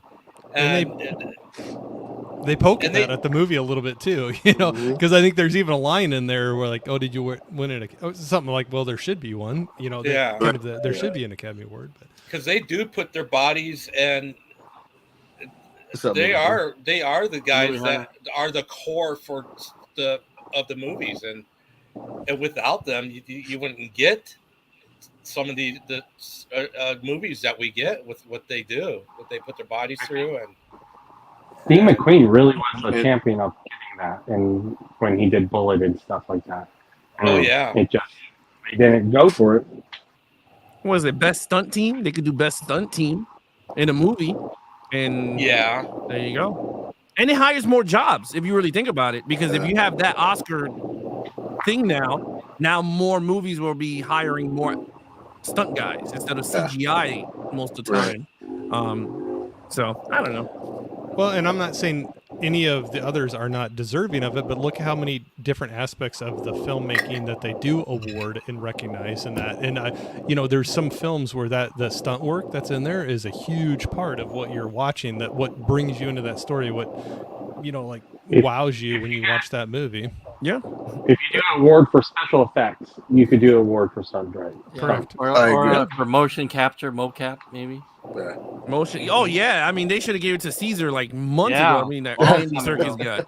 He should have won like 10 of them for Gollum and. I think he'll be the only one nominated, like for all 5 roles. Oh yeah, Andy Serkis. Yeah. Yeah. All right. Before we get to the worst movies we seen this year, I want to just remember what we're here for. We're here to help spread the word for David's GoFundMe and his battle with cancer. So I put the link in the description. So if you guys are watching, you're watching the replay. And God bless you if you're watching the replay, because we're almost at 3 hours. But already share it if you can. We're like halfway done. If you can. What? Halfway done. Yeah, halfway done. Yeah. I got to be off by 2 because I got to go to work. But yeah, that's what we're here for. We're here to this is help for David. Dave, guys. Yeah. Yep. So share the link or donate and keep praying for him, guys. Okay, now we're into the worst 5 movies we've seen this year. Could have been any movie you watch. It doesn't have to be in theater, just but anything. This is where we're gonna make enemies with people. I know. I think you're all gonna hate me because I think only one of them was not mentioned in some of your top fives. I'm like, oh shoot. I don't know about Take that off the list. Take that off the I'll list. kick it off. I already know you're gonna be going nuts. So Sunday we're gonna be doing we're going live at 8, and we're gonna be doing the Alien franchise ranking live, and Basement Blues is gonna be on as I guess. Oh, awesome! So we're gonna do it. So one of the movies I'm gonna pick you there are Aliens. Alien Covenant is a piece of shit. And I'm gonna say it right now, I hate that movie. I looked at my wife and I said, "Why did I buy this on 4K? Why did I do this to myself? It is dumb." And this is why it's dumb. These people are supposed to be a colonist, right? They're supposed to start a colonist. And David goes, "Follow me. Put your face in the egg." And the guy goes, "What is that?" "It's a surprise." And he gets hit with a face hugger. I was like, "You're the dumbest dude in the planet." Then you have the pilot chick grabs a shotgun and shoots all over the ship. And I'm like, "Listen, lady, you're going to hit a tank and it's going to explode." But guess what? It hits the tank and it explodes and she dies. And I'm like, these are the dumbest humans known to me. I hate Alien Covenant, man. I do not like that one. And I truly think it's Ridley Scott was giving a middle finger to Fox because they didn't let him make Prometheus 2. Because Prometheus failed and not able to see it. And they said, "Well, you got to make your Aliens 2. We have your contract." And he says, "I don't want to make what you want to make." He wanted out. And Fox said, "No, you got to make it." And so then he writes this piece of crap and says, "Here you go. Have fun." He didn't care. Yeah, but there's no way you're going to tell me this legendary director is going to go, "I'm going to give you a piece of shit as a sequel of a movie franchise that he started." There's no way. Look at because Ridley Scott doesn't give a shit about anything. So Look at what he said. Finished the story. He did a thing, and he said he wants to do part 3. But he was pissed that Alien Covenant didn't do the money. So you can't tell me he said, "I'm going to put out a shit sequel," so he wants to do a third one. And it ends on a cliffhanger. Where did he say you want to do 3? Because I only seen him say he wanted to do Prometheus 2, and Fox didn't let him. He said he wants to pick it up where David is about to start doing more experiments to show the people where those xenomorphs come from. Well, that's stupid. Ridley Scott. I'm just thinking. Ridley Scott used to be here, and his last movies have brought him down to here. I hated Napoleon. I hated Napoleon. So, but there you go. You hate Ridley Scott. That's what it is. You have a thing for Ridley. No, I do not hate Ridley Scott. I love Ridley Scott. You hate Ridley Scott. It's a lie. You hate Ridley Scott. Yeah, I do. I hate Ridley Scott after 2012 or whatever Alien Covenant came out. What's up, Nate? Does he want to join us? No, but I'll let someone else come in. Let's have a spot. Hey, because we got a spot. Yeah. Do you want to jump in, Nate? Hey, Harrison, will you send him the? I got him. And do your work. Harrison is now the link singer. Yeah. I got him. All right. Okay, KB, what is your number 5 worst movie you've seen this year? Okay. Number 5, and when Ben said it earlier, I was like, really? Trap. Trap was garbage. Anyone who likes Trap, it's because you like M. Night Shyamalan. Because as much as I was happy to see the return of Josh Hartnett, he should be a bigger star. That is true. But I know you go to movies, you got to suspend belief. But I have a limitation on how much belief I could actually suspend. If you ever went to a concert, there ain't that many breaks for you to be getting up and going out, concessions, bathroom, whatever. No way. No way. And then the third act just, I had to jump off the unbelievability boat. So I was like, no, this is not working. So number 5 is Trap. Can I just do all 5 and just... Yeah, you can. Go ahead, man. Okay. I started off the year doing a review of Argyle. Matthew Vaughn movies should not be PG-13. That's all I'll say. I think the reason why we have things like Kingsman and all that is because it works for that level of watching a movie. But a PG-13, you're going to make everything fake and CGI. So don't even bother. It's not worth it.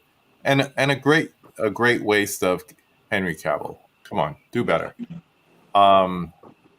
Hitman's Wife Bodyguard. I had never seen it, and it's been sitting on my shelf, and I watched that. Woo! They should have stopped at the first one. Dude, oh my god. They should have stopped at the first one. My lord. KB's review. Woo! Oh my god. Ooh, boy. He sounded like Paul Stanley from Kiss. I love it. I love it. I had a Put one-word some review stank for on it. that. I just said silly. Silly. There's a movie called Jeffrey's Hell that I streamed during the film festival back in April that I went to. And the only reason I probably hate it is because it's found footage. That is not my subgenre. If you're going to hit me with a found footage movie, it better be really, really good. I don't mind the tropes, but the tropes better be on point. So Jeffrey's Hell was hellish to watch. 2 more. No, I'll just give you 1 more. Roadhouse. Why? Roadhouse. Why? Roadhouse was a piece of shit. And I made it worse. I did it to myself. I had the vinegar syndrome of the first one. Great. I watched that first. Oh. And then I watched the new one.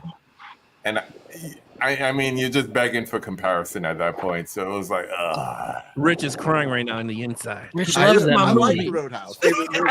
Oh, I really like Roadhouse. Okay, I'm sitting there with my wife, and I'm expecting her to just rip this movie a new one. And she says, I kind of like it. I was like, I'm going to bed. That's what my wife said. I was like, what is wrong with you? Divorce papers are coming out. Oh my God. It is so bad. It is so bad. Yeah. But with that said, I'm going to You sound tired. No, I'm going upstairs because she said, go ahead, hop on the live stream, and then went to bed. So I'm gonna go and catch up to her. So Yep. It was great seeing you, KB. Thank you for being here, KB. You're KB, welcome. nice seeing you again, man. My second cousin, I gotta do it. But everyone have a good night, all right? We'll Yeah, see you later, You too, man. man. Thank you so Take care. much. See you Monday. Oh, Monday, Rich, my channel. Yep. Nate, sometime. Soon, this Alex, month. Sometime after that. Yeah. Coming do it. soon. Have a good I night. appreciate it, man. Yep. Later. See you later. See you Monday. We got Nate. Oh, Nate is here. What's up, Nate? So What's Nate, up? Okay. What do you want? Okay. You're so welcoming. Come into what a do you chat. want? What do you want? What do you want? What do you want from me? I just got off work. I had a long drive home. Oh, understandable. Going here, so Understandable. It's okay. Oh, he- I didn't know I didn't know y'all were still gonna be on, so that's why I didn't join. What's your 5 favorite movies you saw this year? 5 best Yeah. that I've seen this year. Mm-hmm. Okay. Let me just look at what I score these movies. Okay, movies I like this year.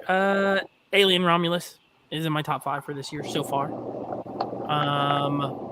Deadpool Wolverine, I enjoyed quite a bit.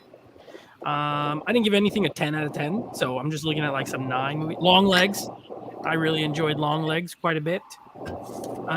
Dune Part 2.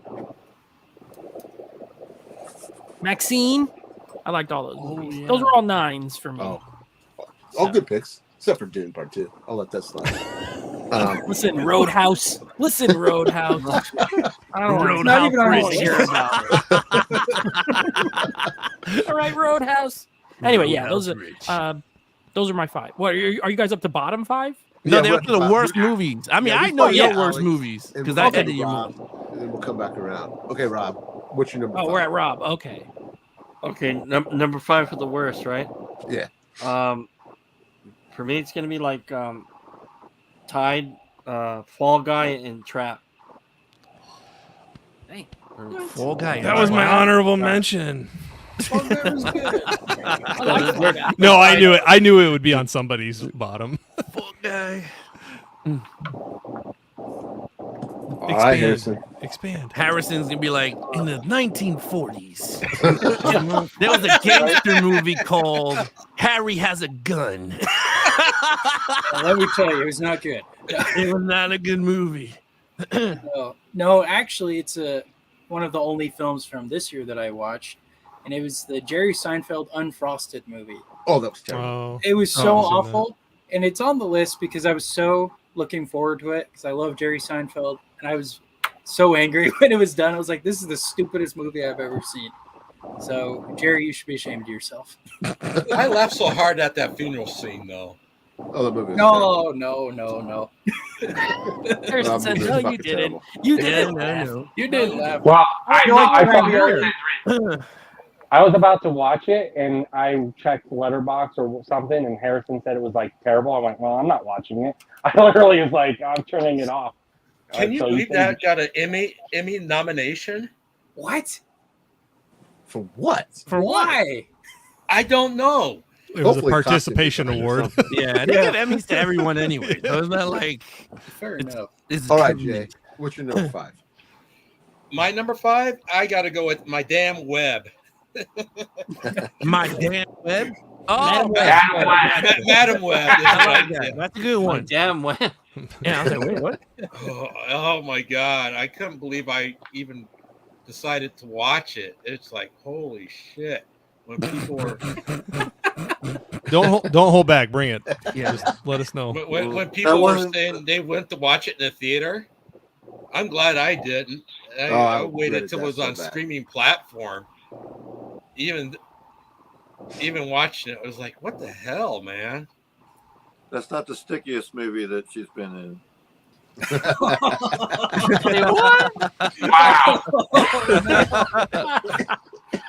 Oh no! I don't know if I'm old enough for that joke. We got to wait another hour before those jokes come out. Yeah, that's for Skinamax. Yeah, that's after dark. That's after I don't think Rich understands. I was gonna say something else, but I'm not gonna shut up. I'm shutting up. After Dark Peacocks becomes the Take a couple letters off. You know, take off the 3 letters and then Peacock becomes no. Oh my God. Alex is losing it. Oh shit. I get tired already. Oh my God, that's funny. All right, Corey, you're number 5. Okay, let me catch my breath for a second. Okay, I really want to I apologize. No, I really wanted to try hard to make most of these off of by the numbers episodes that I've been on with you and David, and I was getting pretty close to filling up the whole 5, but I don't think I hit all of them. But you'll recognize some of these, so I'm going to start off with Night Swim. That one was one that I actually remember when I saw the trailer for it before we did the by the numbers, and I actually was like, it looks kind of interesting, and I watched it. I'm like, nah. It just the story was all over, it just was a mess. I think altogether, it was very disappointing to me, and I expected a lot more when I saw the trailer for it. So I'll say that. Okay, Evan. All right. I'm sorry, Alex. I'm going to piss you off. I'm tired of this trope of old assassin guy retired, then something happens to someone he cares about, and then he comes back out of retirement and kills a whole bunch of people. So my Beekeeper is my number 5. What? Get that guy out of here! Get that guy out of that seat! Get him out of here! Beekeeper? Oh my God! The action was okay, but I was kind of bored. I'm like, I've seen this movie I don't know how many times in the last 5 years. I'm kind of over it. So it was more of the oh my God! That's like every movie in the theater. You're gonna say that too. I know. I mean, you don't hear. Can I just do my 5? Because I'm probably going down. You just lost your spot because you said Beekeeper. Go to the next person. You have to stay up all night.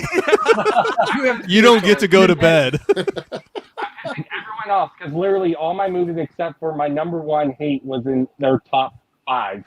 Beverly Hills Cop 3. Oh my God! You deserve to be in that other Beverly Hills channel. Cop 4, whatever it's called. AF. Axel Foley. The first 20 minutes was great. I thought it was honoring of the 3 years before it, but then it just turns to a whole different movie, and I hated it. from that point on. I hated the Bob Marley movie, One Love. I thought the actor was so Who annoying. is this guy? You only got a couple more picks, and you haven't pissed everybody off yet. So you got to make sure to get everybody. He is My number 2. My number 2 is the new Mad Max one, Furiosa. I thought that movie looked fake. Is it Deadpool and Wolverine is next? Deadpool and Wolverine is next. There's a theme. I didn't even know what I was watching. I don't know what people are saying they liked about that movie. I'm so confused. I don't about think that it's one. that great either. It's not Okay, great. thank but you. how you get- But how that's do you sad that know- Rich agrees with me. Okay, I'm wrong, guys. Rich agrees with me. I'm wrong. I'm sorry. Good. Yeah, not good. If What's Rich your doesn't last like one? it, you're gonna love it. All right. I got to My know last what one your is last one. I hate Okay. Roadhouse. That's okay. Okay, well, see, so he redeems himself on the last one. No, that's 4 out of 5. No, he is pissed action movies. Rich off with that one. I don't like that. 4 out of the 5 is action movies, and there are pretty good ones. I don't know. No, you keep coming on the Action Movie Guys podcast and you hate all the action movies. That Yeah, why you coming on our What's going on here? I'm not reviewing any of these, am I? I'm not, now we're gonna torture you and do Furiosa because I really want to know why. That's true. That's true. Now, Now, this is why my That's true, you're honorable right. mention is as being a good movie, but why? Beekeeper. So you got to go, Evan. Was number 5, so it almost could have been out of it. I could see other movies and take it out of my bottom 5.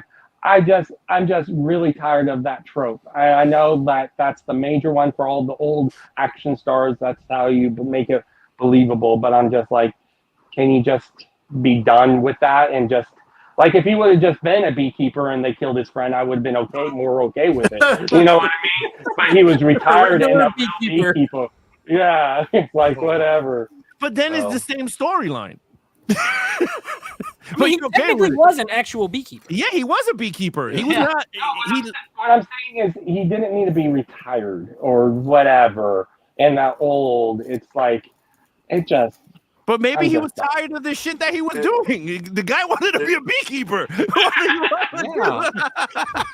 He wanted. What happened if he was an ice cream man? And he goes, man, I'm a retired That's the assassin. sequel. The Give Ice away- Cream Well, he's in a Sunday. truck. You're gonna hear the ice cream song music, and that's how you know you died. John Von Claude as the ice cream. Jean-Claude Van Damme as the ice cream. Oh, I would watch that. I'm in on that. 31 flavors. 31 flavors. I like how he texts me. Why don't you say it, Harrison? His comment was off the record. It was a text message. That's awesome. All right. Okay. You got to go, Evan. I do have to go, so I'm gonna leave. Good. Piss Good. you all off. It was you fun hanging out with you, Right, man. Evan? Thank you, Evan. Evan, take your shit list with you. Get out of here. I'll I'm take my joking. tip. Everyone donate to David, and Yeah. thank you for having me on tonight. Thanks for So- thanks for taking Yeah. the time. I man. like your Thanks for shirt. hanging out, man. Thank you. All right. Peace Take out. Have a good night. God Good bless. night, Evan. See ya. Yeah. Oh. All right. It That could was be a bit of a Okay. Gizmo. So my number 5 is Ghostbusters Afterlife. That movie was terrible. Get I off haven't the seen screen. it yet. I loved not I'm joking. not Afterlife, Frozen Empire. I'm sorry, I said that wrong. It's Frozen It's Empire. okay. I don't know if you I helped get it mixed yourself up. there, though. It's No, all right. Afterlife there was with you. great. They build these great characters, and then in Frozen, whatever the fuck it's called, they shit all over them. Like that girl turns into a stupid girl. She's smart, and then she just makes these stupid, dumb decision after dumb decision. And I'm tired of seeing the old Ghostbusters, man. Just move on. Okay, we don't need to see you every 5 minutes. You Just- know what? come on. Now you're hurting myself. So wait- I'm tired of your old shirt. How about that? Go get a new shirt. Sorry if you guys heard me snort in my microphone. That made me snort when you said that. Oh my god. That was my number 5, Ghostbuster or Frozen Empire. I gotta hit the mute button more often. Alex is losing it. I'm sorry, Rich. I like your shirt. It's good. I like it. You can't hate on All the Man right. of Steel. Come on. Yeah, I like your shirt. Nate, what's your number 5? Okay, so fifth. Okay, number 5. I've seen 75 movies this year. Holy cow. 30 at the theater. 90%. 75. So these will be all new releases from this year. We'll go with the most recent that will crack the top 5. The Crow, the one that just came out. I haven't seen that yet. Yeah, I did not like it. And this is coming. I know couple people are liking it. That's cool. I'm not like a crazy fan of the original, but I still hated this. Like it's still worse. So I wasn't into it. I thought it was very boring. It's not violent enough. It's violent at one, but everyone keeps talking about the opera scene because it's the only good part of the whole movie. Mhm. So there's one good scene in the entire movie. The rest of it was very bland, and so I'll put that. I've definitely seen worse, but that's number 5. I definitely got something from when I was on. By the numbers, it's guaranteed. So, yeah. So Corey, I'm right there with you. I was like, what did I pick that Dave and Rich made me watch? But yeah, so I got one. I have a couple. It's coming later. Ones. Yeah. All right, K-Man. Well, this is an older movie, but I just want to tell you who's starring in it. Nicole Kidman, Paul Bettany, Lauren Bacall, Harry Anderson, Blair Brown, James Caan, Patricia Clarkson, Jeremy Davies from Justified, Philip Baker Hall. I mean, it just goes on and on and on. And the movie is called Dogville. Oh, isn't that a Lars? Is that a Lars von Trier movie? Never seen it.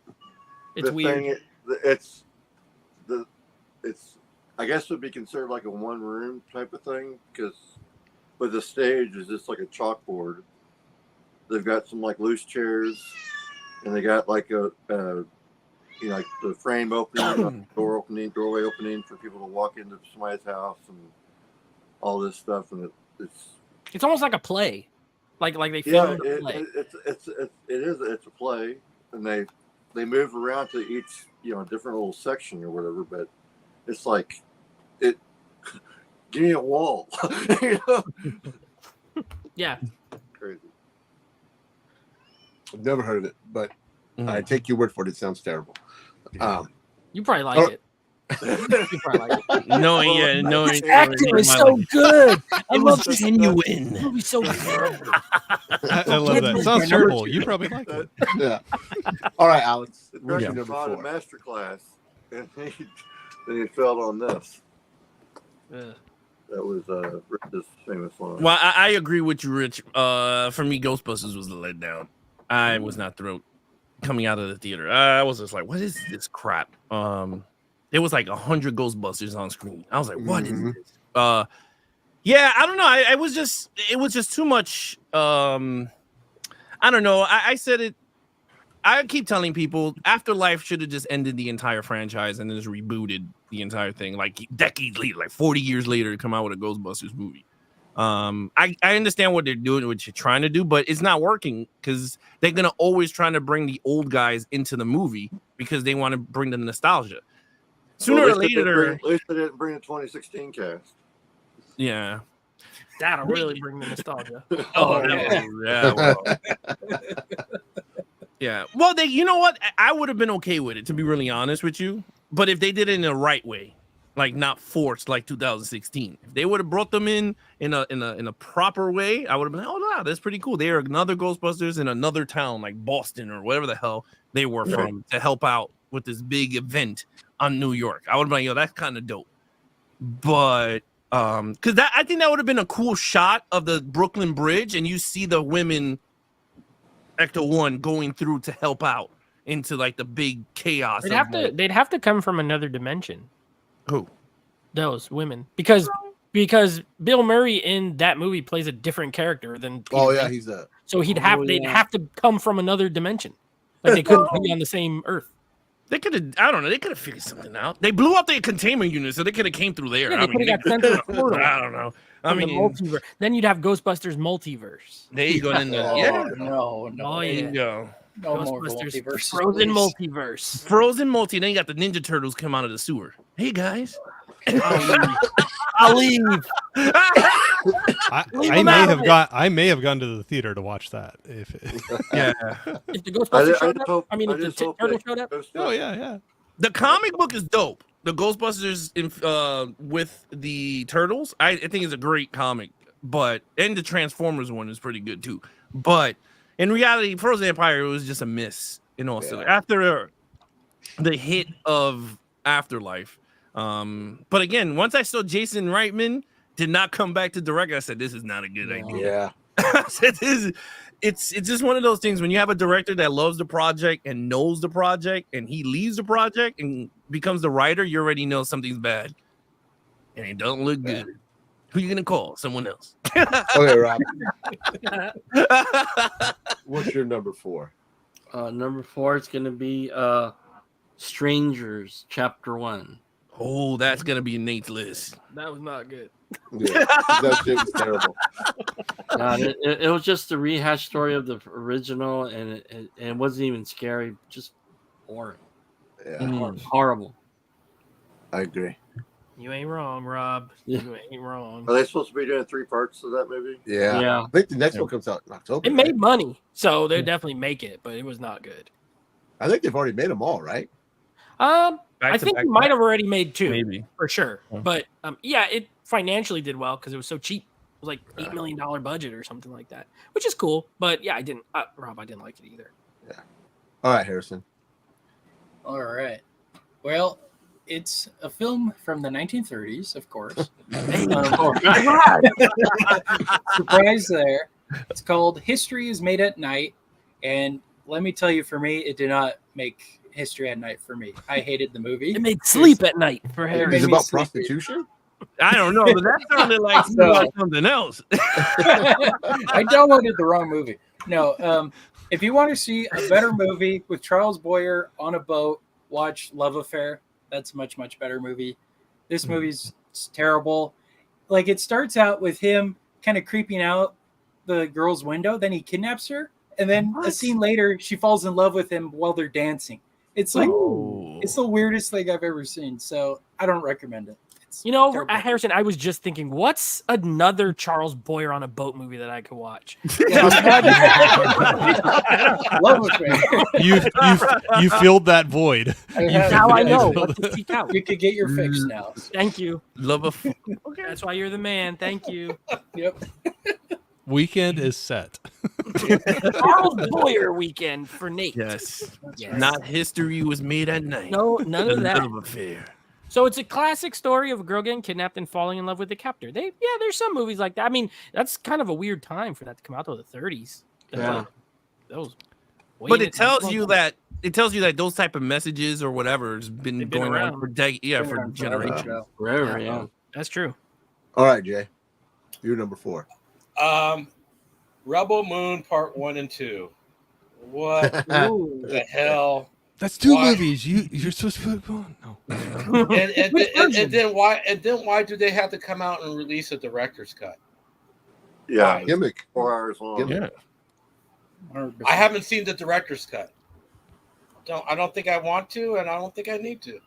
No, I don't think you need to either, bro. I didn't even watch part 2. I only saw I don't part even 1. know. Yeah, I same never thing. even- I was like, I'm good. I will say that the pacing of part 2 was better, but it was. It's not a Star Wars movie, but it was. The pacing was a little better, but That was a by the numbers movie I watched with you guys. Yeah, it was. Jay said the pacing and I was- may or may not have had that on my list. Maybe I'll pick a different one now. I have no desire to. Maybe I might later on down the road when I have time on my hands to watch the director's cut. But that's. I don't. How long is the director's cut? It's like 6 hours. Like, why would you torture yourself if you didn't like the first two to go through a director's Exactly. cut? An hour longer for each movie. Jay, there are other Sony Sony Marvel movies that you can love on, like Morbius and Venom 2. Venom. No. Venom 3. I already watched. Craven I already also. tortured myself watching Morbius. Craven. Craven the Hunter. Yeah, that's really pushed back, right? Delayed. That goes out in a couple months. Yeah, they keep showing those rated R trailers with all the blood in it, Killing, yeah. making me want to watch it out here with all these. I want to kills. see how many people get lost going, why is Spider-Man in this entire movie? Isn't he hunting Spider-Man? But they don't make any references to Spider-Man. Yeah. Which I like. You don't No, I get it. You like it or you don't like it? I like that they don't. You don't. You need like that they make Spider-Man movies with no references to Spider-Man? Yeah. Or That's villain? weird. That's weird. Why? So that's like going, okay, you're gonna make a Mr. Freeze movie and you're gonna talk about Bruce Wayne or Batman in the damn movie. But Mr. And then- Freeze isn't interesting. Yes, he is. He has a great story by That's himself. a tragic But yeah, but but you're gonna tell me you're gonna have a villain, but then everyone's gonna sit there going, "Well, where's Batman during this whole thing?" At Who's least the have a- villain too if there's no Spider-Man? But everybody knows Mr. Freeze. The general movie audience knows who Mr. Freeze is. The general movie audience That's doesn't not know true. who Craven No, that's is. I get his point. More people know Mr. Freeze than Craven. Yeah. But what I don't get is why try to make Craven. Why not use the Spider-Man to build him all? That doesn't make any sense. Yeah, no one Like, knows he's not Craven. interesting by himself. I don't know who the hell he That's is. their contract, though. Their contract. Yeah, they're not allowed to use him. Yeah, they're not allowed to use I Toby. think they're going to try to in Spider-Man 4 bring all the villains with Tom Holland. Because I know the Rhino is in Craven. Yeah, Like and the Rhino. the Rhino That's didn't right. look too bad either. Wait, so they can't use the Tom Holland in the movie? Unless Marvel gives them approval. Yeah. Yeah. Wait, Sony lost the rights to Spider-Man? They only had a certain number of movies that they could do with them. I think there was like a limit. I think in the agreement they had they've used up the number of movies that they had in the agreement. Basically. Oh, okay. So that's why like Doctor Strange rewrote everything and got Yeah. him out of it. Yep. So stupid. Oh yeah. I think the whole contract was like you have this many movies you can use them in, and that was it. But then they could just use Spider-Man. Like they don't need him. They could just use the Right. character. Right. Like They could like, talk. He could say the name. Well, they Peter Parker. could have used Yeah. somebody in the costume. Because isn't the point of Craven hunting Spider-Man? Like that's his trophy? Like he's trying to get? Well, no, he's a Yeah, master one hunter of those before. Yeah. No, but what I'm saying is that he's the villain that he's trying to get Spider-Man's his mantle, like his trophy. Like that's the big. Eventually, yeah.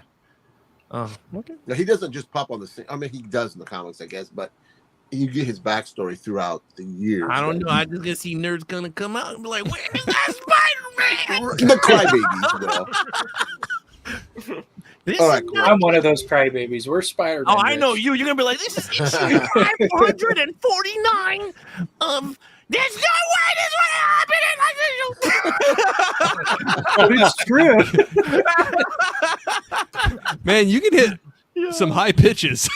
Now, when you get no, I'm just kidding. He's got rage. And I just snort. I just snort in the microphone.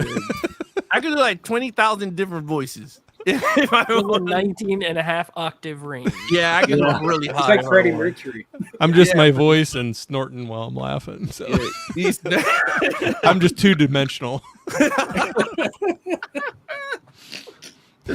Okay, is it my turn? Yeah, your turn. I can't Number wait to three. see what you Oh, pick. gosh. Number Well, four. okay. So since one was just out of mine, I'm going to take that off the list so we can have something different to talk about. One I got a lot of hate for because I said I didn't. I was hyped up because people were talking about it. I never saw it. I know it's an older one, and I was really looking forward to watching it. And I got hate because I said I was let down with it. But Pop Star, Never Stopping. What's Oh, his the Andy Samberg movie? Yeah. Oh, That's a weird movie. It is. I was like, I never man. seen it. I was like, man. So I had some people that were like, "That's so hilarious! You got to watch that. I can't believe you've never seen it." And I finally watched it this year, and I was a little let down with it. So I don't think it's their funniest work. I think Hot Rod is better. Like, Yeah. Hot I Rod's love a Hot Rod. funnier Lonely Island movie than Popstar. yeah. Well, and earlier I was talking about I really liked him in Palm Springs. I don't know if you ever seen that, but I really enjoyed him in that one. So I don't know. That was All one that right. kind of let me down. My number 4 is Imaginary. That shit was terrible. That was rough. Yeah, That's- I've seen that too. Yeah, it wasn't scary. The bear looked stupid. The acting was terrible. Yeah, that's my number 4. All right. My number 4 will stay with another recent one. Borderlands was very bad. Oh, I missed that. No, you didn't. You didn't miss anything. No, you didn't. You didn't miss it. You just didn't see it. It's very bad. I have never played the games, but my brother is an aficionado. He told me when I described it to him, he said, that sounds horrible. Like, not like the game at all. So I think if you're a fan of the game, you'll hate it. And if you're not, you'll hate it. So I don't know who this was for. Like, I don't know who it was. It definitely felt like it was supposed to be rated R, and they trimmed it to PG-13. The action scenes are not that good. Like, there's one that's okay. Everyone's miscast. Everybody. Yes. So yeah, I did not enjoy that movie at all. It looks kind of. It's not. It's like the green screen is really bad in it. The dialogue's horrible. It's bad on every front. It's really, there's nothing about it that's good, in my opinion. So, all right, K-Man. What's your number 3? Number 4. Oh, number 4. Oh yeah, we started with Alex. That's right. Yeah, you tell him, guy. Number 4. You tell him. May December. Oh, I saw that movie. Yeah. It was okay. Natalie Rich liked it. I know he liked it because that movie's about domestic women, and you know, he blushed. You saw him; he turned mad red. He was like, "I like that." Look, he's red. Domesticated women. I'm into this. Rich.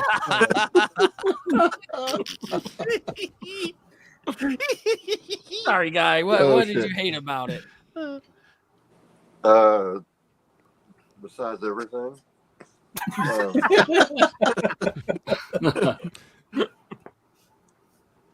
I don't know. I guess I think I would have liked it more if it would have been focused a little bit more on the guys' turmoil, like the guy that was raped or whatever. Oh, the husband.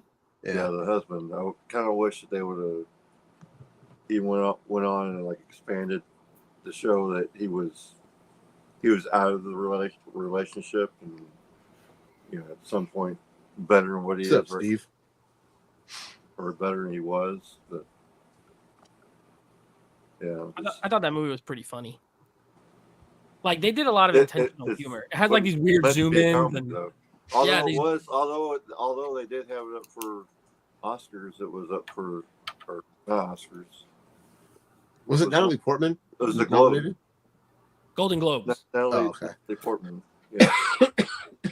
Yeah, it was kind of funny. They did like these Lifetime movie zoom ins and the music cues and what is this? It's a weird choices, but I didn't like it either. Yeah. All right, Alex, your number 3. All right, I'm gonna do 2 because then I gotta get off. One of them we did on the podcast, and we did a rewatch, and I said, you know what? We're gonna do it. He's laughing because he knows it's gonna be one of the damn movies. I hated, and I swear I want to throw out my 8 copies of the damn movie that I got. Rise of Skywalker. Oh, that movie's a piece of crap. Oh Lord. And I own a lot of copies because I love Kylo Ren. I have a tattoo of Kylo. Oh, this over here. See? Right there. But they destroy that character. Oh my Lord. It's just we watched the entire thing we did for the podcast. But anyway, hated Rise of Skywalker. And another movie, I know I'm gonna get hate for it, and I don't know. I didn't even buy it on 4K, and I'm a completionist. Indiana Jones and that doll of crap. Because that was a piece of crap. Terrible. The dial of crap. Yeah, the dial of crap. Because that movie was That's a better title. That movie is a piece of doo-doo. Oh my God. Like, I thought they're gonna end it with ending like how they ended it. Well, you could say it was a perfect ending with Last Crusade, the father and son off in the sunset. Mm-hmm. I thought they were gonna end it with the father and son going off and him, and it doesn't have to be Shia LaBeouf. Everyone's like, oh God, no, it doesn't. It could be an older version of the character Shia LaBeouf, but him and his father does this final adventure, and off they go. And I would be like, yo, this is dope. Nope, they decided to kill him off, and I was like, what is this shit? When I'm watching, and it was this whole time travel. I hate time travel in movies. Me too. except Back to the Future. I like Back to the Future, but anything. I hope it's okay. Yeah, anything with time. It's okay. It's okay. Back to the Future is just okay, Rich. No, I'm just teasing. I was going to say that's what I was like. It's just okay. Yeah, no, man, I couldn't take the. I don't know. It just felt off. Like this is the tone of the movie felt off. It just felt like he was just old. Like I don't know. It just no, I know, but what I'm saying is like the character didn't feel like Indiana Jones. Yeah. Like Dr. Henry, like the father, Sean Connery felt like he was on the adventure. Like he was the grumpy old guy making fun of his son, calling him Junior, and he hated that name, and that was the whole joke. I was like, I thought we were gonna get that with him and his son, and I was like, this is a shame we didn't get that, but whatever. It is what it is. But yeah, Last Crusade is still the best one. I'll say that. No, Temple of Doom is mine. I like Temple of Doom. That's my number one. Then come Last Crusade, then Raiders. That's my rankings. So I don't want people go crazy. Raiders gotta be Raiders. Yeah, Alex, it's got to be Raiders. No, because you like that old stuff. Autocorrect. Oh, hey, that happens, Yeah, dude. that's Trust me. quite an autocorrect. Rick is the king of sending dirty messages to you. I'm telling you right now. The first time we met, I'm gonna tell this before I go off. First time we met, Rich was like, he goes, "Oh, this is Rich," and I said, "All right, cool." Like 10 minutes later, I hear, "Blung, what are you wearing?" And I was like, "What is wrong with this guy?" I was like, "What is this Can guy you at up to?" least can you warm up to that question? Can you like give me a few easy throw some Yeah, Rich, you don't fool throw around. some slow balls first before you go Alex out. said we just met 10 minutes ago. We just met 10 minutes and he's like, "What are you wearing?" And I was like, "What the F?" I was like, "Is it Creeper?" I was like, "What?" And then he goes, "My bad. I didn't send it to you." You're like, I appreciate the message, but please join me at my OnlyFans page. Please, Louise. I was like, "Oh my God." I'm sorry, man. You would never let me forget about that. Yeah, we hit it off. We're like, "Wow, we talk comics. We're cool. We do movies." I said, "All right, you can have my number. You could whatever you need me for." And I was like, "You need That's me?" what he I was needed like, it for. "That was the wrong thing." And he took it literally. He was like 10 minutes later. He's like, "What are you wearing, Alex?" It's a good. Oh God. If he said Alex at the end, then No, it no, wasn't he a didn't. No, he mistake. didn't say Alex. No, he just said what you wearing. He's like, that wasn't for you. It's a different Alex. Yeah, it's not Alex. No, her name is Alexandria. Sorry, wrong number. Yeah. Oh It's a my good thing he God. didn't send a dick pic. But he does that all the time. We're in a I group do. chat. I'm terrible. What was the last one he said, Nate? He said to everybody. Oh, he wanted to see David's tits or something. Yeah, he said that. Yeah, he said, "I want to see your tits." Oh, you were like, "What is wrong with you?" Dude. First me, now to David. Come on, leave us Yeah. alone, man. Come on. No, it was auto-corrected. And Uh-huh.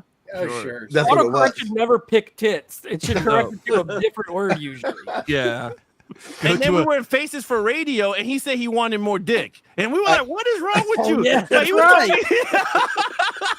and he was talking about Dick Grayson, who plays Robin. But I was with the way he said it, he sounded very like He was like, "I wanted more dick," and we were like, "Whoa, what is wrong with this guy?" And again, we were like, "Rich, you're a dirty man."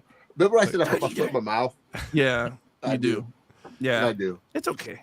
But thank you for being here, Alex. Thank you for taking the time. Yes. Thank you for telling that story. Thanks for embarrassing I me. embarrassed you in David's thing. I'm so bad. This was for I'm David. sorry. That was for Yeah, David. it's for That was for David. And I know he'll be laughing at that. Oh, he'd Yeah, get a he laugh out of that for sure. Yeah. We All got right, more man. stories, but yes. Thank you. again. Nice Yeah. meeting you, gray shirt guy. Caveman. Wait, what's your name again? I'm sorry. I didn't go around That's the panel Corey. thing. Who's Corey? Nice meeting you, Corey. I'll go with gray shirt guy. Gray shirt guy. Yeah. The snore. What is snore guy? The guy who snores. The snorts. He's like, Yeah. You tell a dirty joke and you hear snorting in the microphone. that's you. That's all me. right. Nice meeting you, Corey. Yeah. Good. Nice to meet you, Caveman, man. love your Millennium Falcon background. It's amazing. Harrison, you've been getting some posters upgraded from your room. I see it. You upgrading. Jay, it's time to bring down that Vikings thing and give it a clean, bro. I can see dust. It's been there for a while. I'm just joking. Jay was getting there. He's like,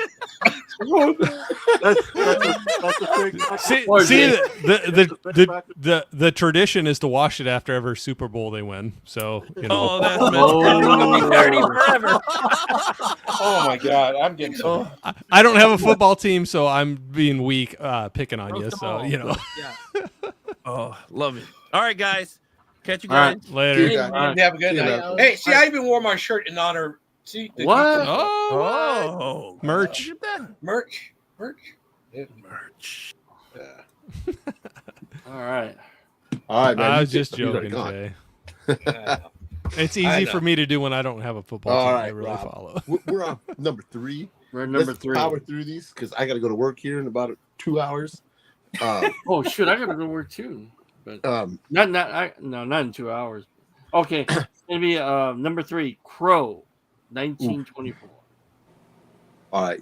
What about you, Harrison? 2024. I mean 2024. 1924. 1924. Wow, I've been listening to Harrison too long. I was gonna say that was gonna be his pick. 1924 version of The Crow. Oh, the Raven. Yeah. All right. Well, my number 3 is a film called Outcast of the Islands. If you've ever seen Apocalypse Now, it's based off of Heart of Darkness, which is a Joseph Conrad. I think that's his name. Yeah. Yeah, whatever his name is. He also did a story called Outcast of the Islands. I'm not a fan of Conrad's work at all. I didn't like this movie. And funny enough, ever since I've done a review of that, that's the thing that's got me the most flack of all the movie reviews I've done. Because people are like, you just don't understand. You just don't get it. I'm like, no, I just didn't like it. Like, Right. it's not that I didn't understand. I just hated it. So anyway, that's my number 3. The interesting thing about Heart of Darkness is that Orson Welles had a project that he wanted to do the Heart of Darkness in the original content.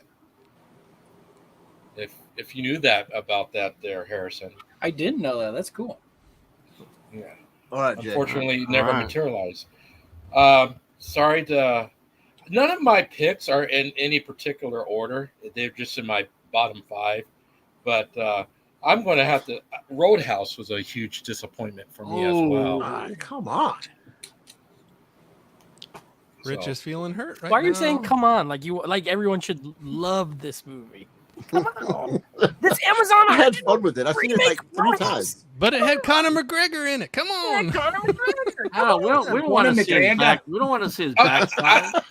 I will admit that Conor McGregor did make me chuckle a little bit. He in that made me movie, laugh. But other than that, the movie was bad. It was bad. I didn't even hate that movie until Rich liked it so much.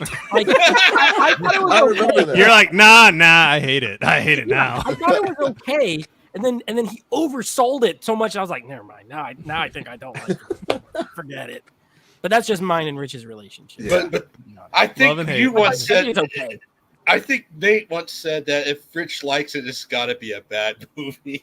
No. But I said if Rich likes it, I won't. Yeah. Like if he recommends Oh yeah, that's it, it. then I will not. Yep. But we do like some same movies. Yeah. You like Daddy-O, right? I loved it. Yeah, it was in my top 5. Yeah. As long as I see it before him, then we can. It's Then okay. sometimes Yeah. we like the same movie. Yeah. Once he sees it, it's tainted. Then There's a I'm like, formula. oh, no, Yep. never mind. Just kidding. All right, Corey. I'm going to go with The Midnight Sky. I watched that one on Netflix. It's George Clooney, sci-fi movie. I know it's not probably really known, but I'm a sucker for sci-fi movies, so I went into it trying to be open-minded, and it was boring, and the story was kind of convoluted. But Never yeah, seen it. I'll say The Midnight Sky with George Clooney on Netflix right now. That was a big disappointment for me this year. I'm going to go with Dune Part 2. What? No, I'm Okay. kidding. I'm kidding. I'm just kidding. Deadpool Wolverine. You're trying to shock us more than Evan. That's what you're trying to do. Nice try. No, I'm just so kidding. Oh, The Watchers is my number 3. Oh, yeah, not great. That movie was terrible. I didn't know if we're going to have. They build it something different in the trailers than what you get in the movie, and it just didn't work for me. Oh, that's Dakota Fanning, right? Yeah. Yeah, directed by. All your guys' reaction. Nate was like, "Okay." Harris was like, "What?" This can't be real. It's not real life. All right. Third. Right. Third move. Okay. Drive Away Dolls. I did not like Drive Away Dolls at all. Yeah, this was directed by one of the Coen brothers, not both. And I guess it's the one that's thinks he's funny, but's not. I don't know. I didn't like this movie. I wasn't into it at all. I saw it at the theater. I barely made it through it, and it's only like 85 minutes. So forgettable. Yeah. I know a lot of people didn't even bother to go see it. So yeah, I got a poster from him from AMC. Look. Why do you have that so like readily available? That's weird. It was right here. It's right here near my wall. Always be prepared. Did you like it, Rob? No, I didn't. Oh, okay. But it's right there by your foot. You kept that poster. Yeah, you want one? I got like a couple. No. Is that they were giving them away for free. Yeah, I Is just it a piss mat for your dog? Yeah, Oh he's yeah, asleep. give that to Gunner.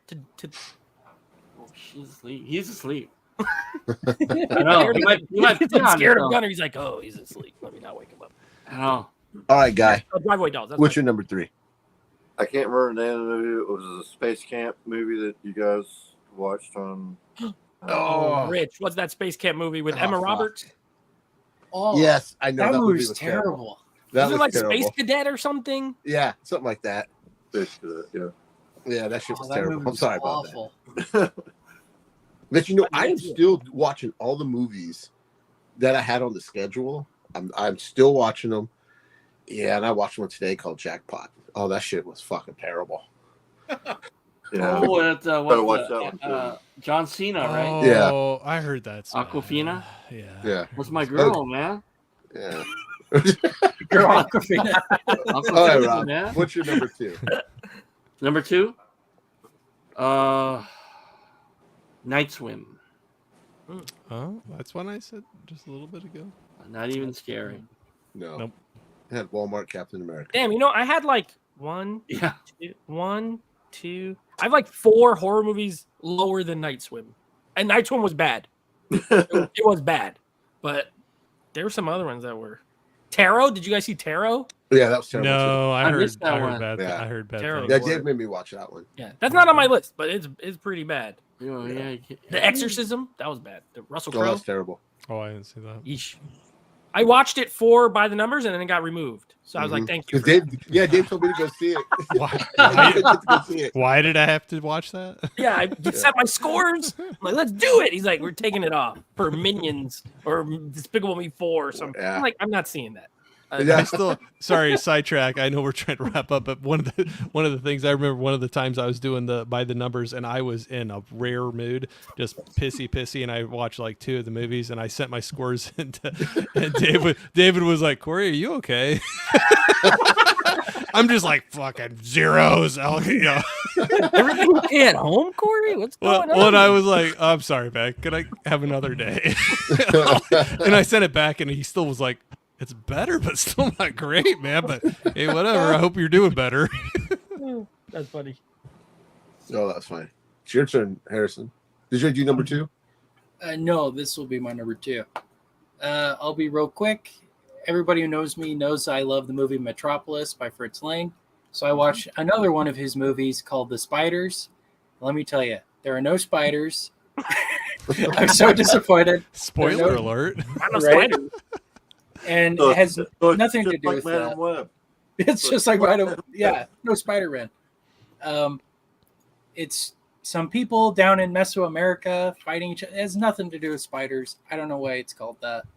I couldn't even finish it. I was so bored. I do not recommend it. Yikes. Okay. Jay. Noted. Fall Guy. Fall Guy? Damn. What? Crazy. I really like that movie. That's a Yeah. great I date still night recommend movie. you Come watch that. on. Yeah. The 2 oldest guys are the ones who hated it because they like the show.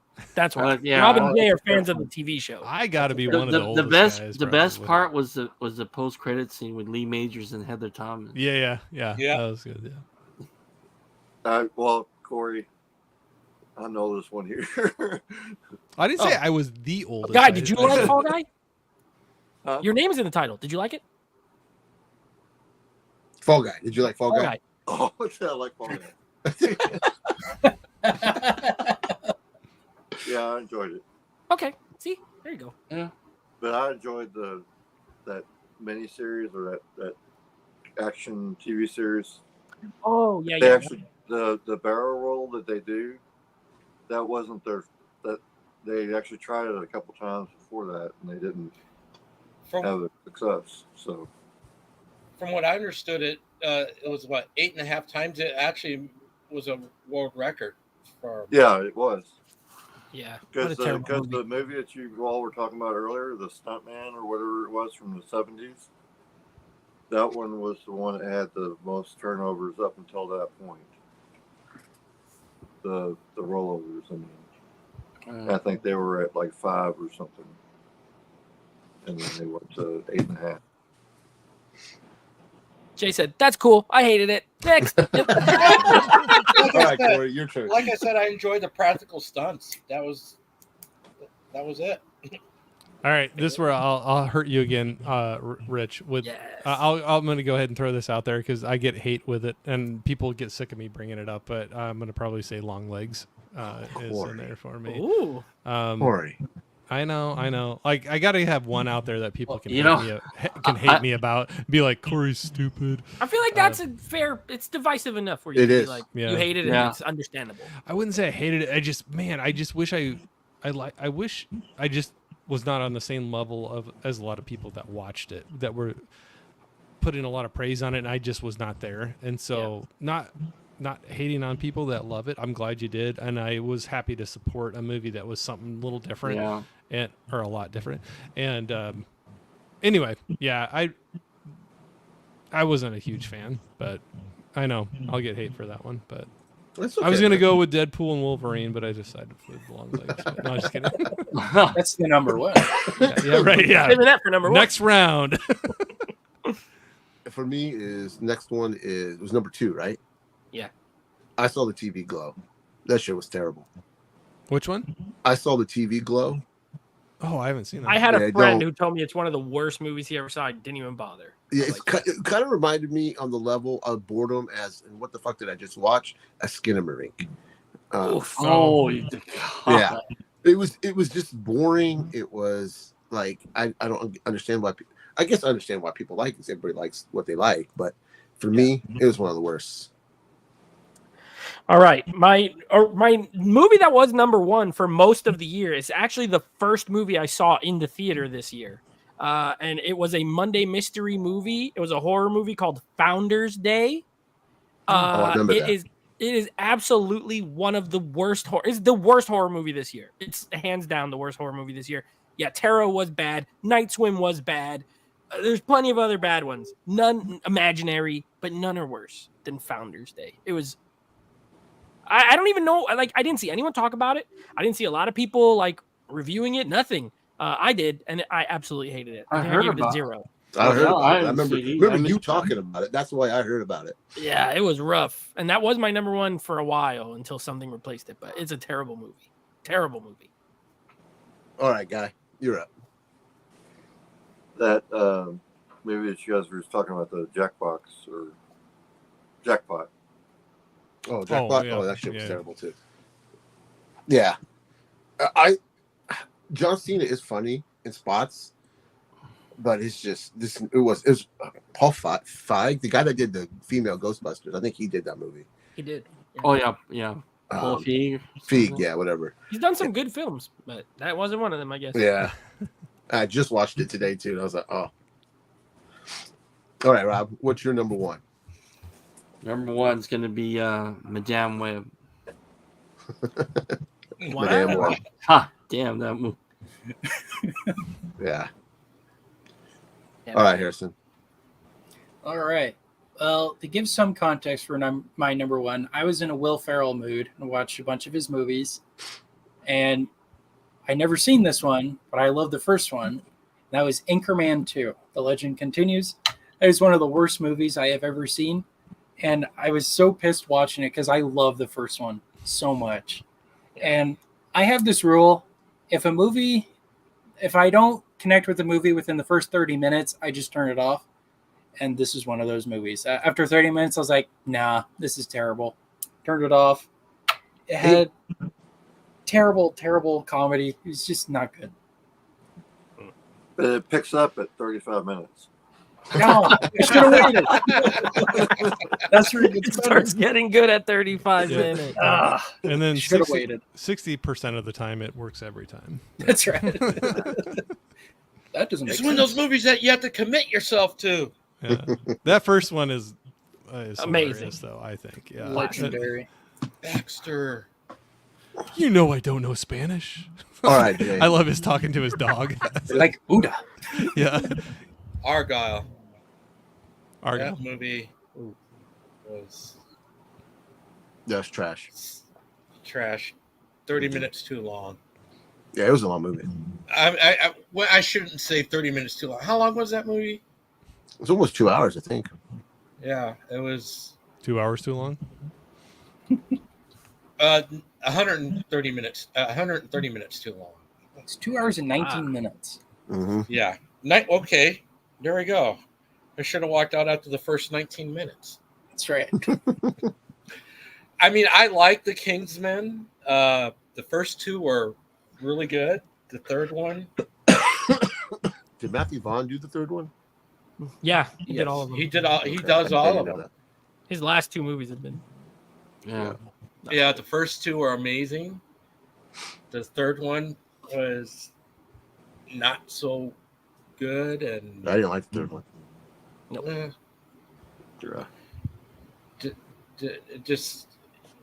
It was all over the place, and this one was all over the place too, in my opinion. Mm-hmm.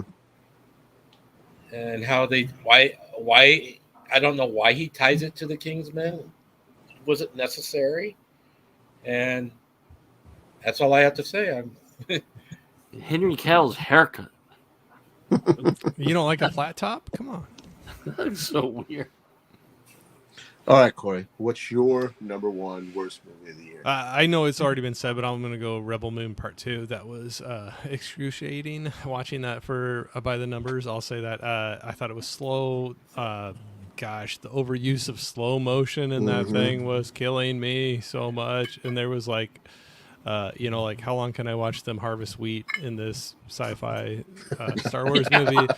And then there was like plots that we have to go across the galaxy for certain something, and then all of a sudden that's not important anymore, and we'll just destroy them. And there was just so many like weird things in that.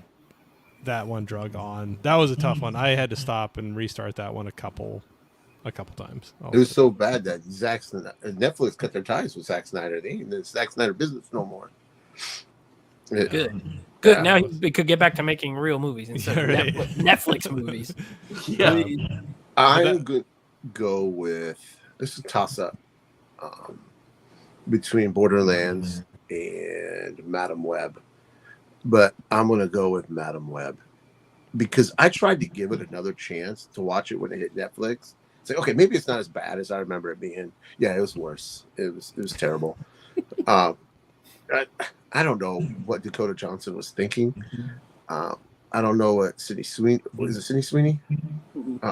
thinking. I don't get it. I don't.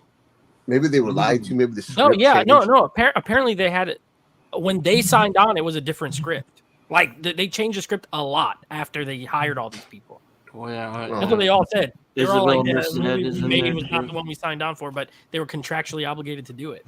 Oh, that sucks.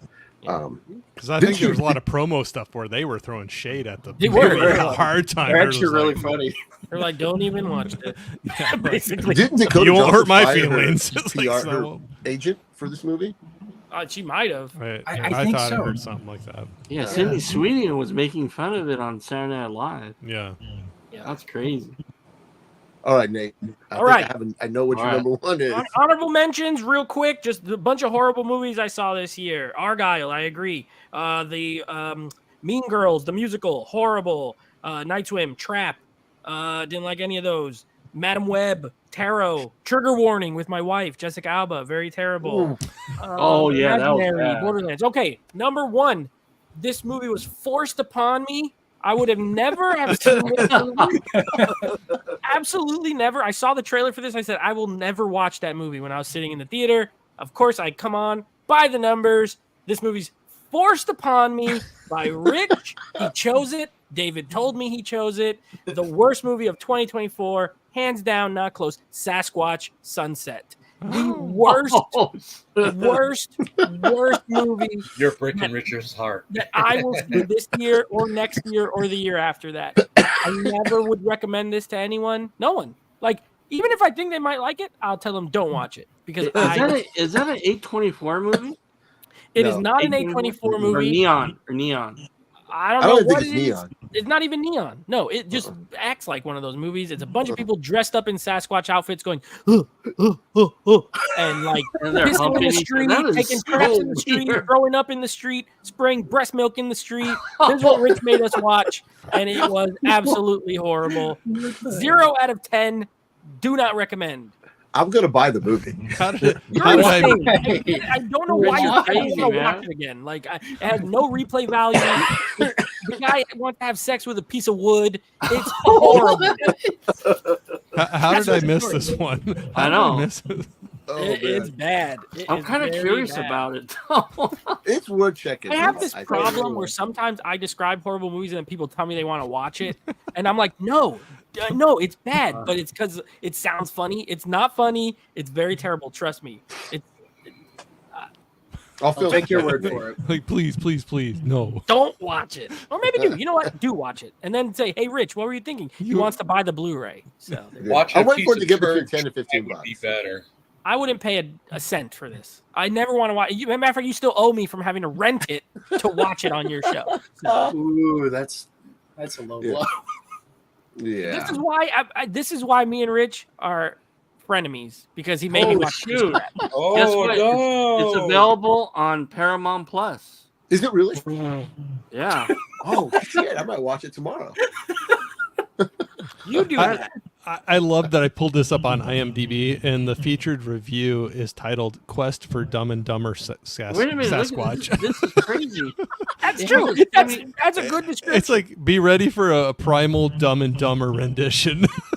Yeah. This has a 72% on Rotten Tomatoes. Oh, of course, critics like it. They're like, the artistry of these guys in Sasquatch who's going, oh. And the metaphor with the logs. They walk around with like full on junk hanging out. It looks like a little finger. I'm like, what am I looking at?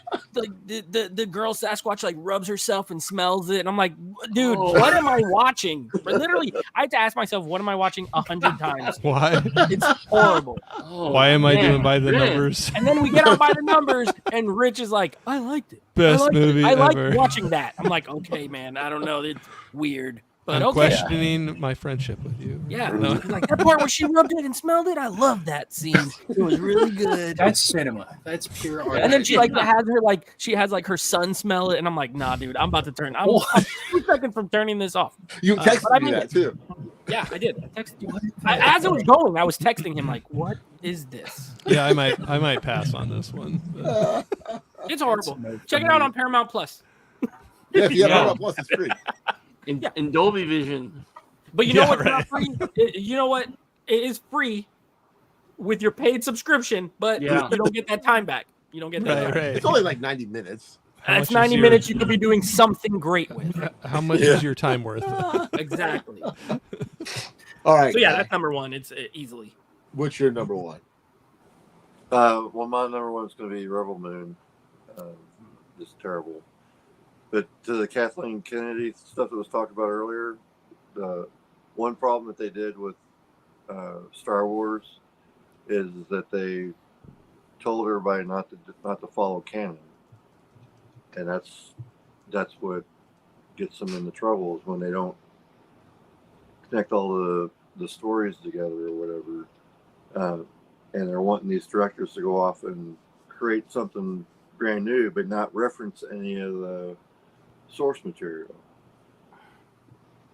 And then for Ghostbusters, I hope Ghostbusters, the next movie, I hope they don't bring in time travel, because it seems like every franchise brings in time travel when they Multiverse, yeah.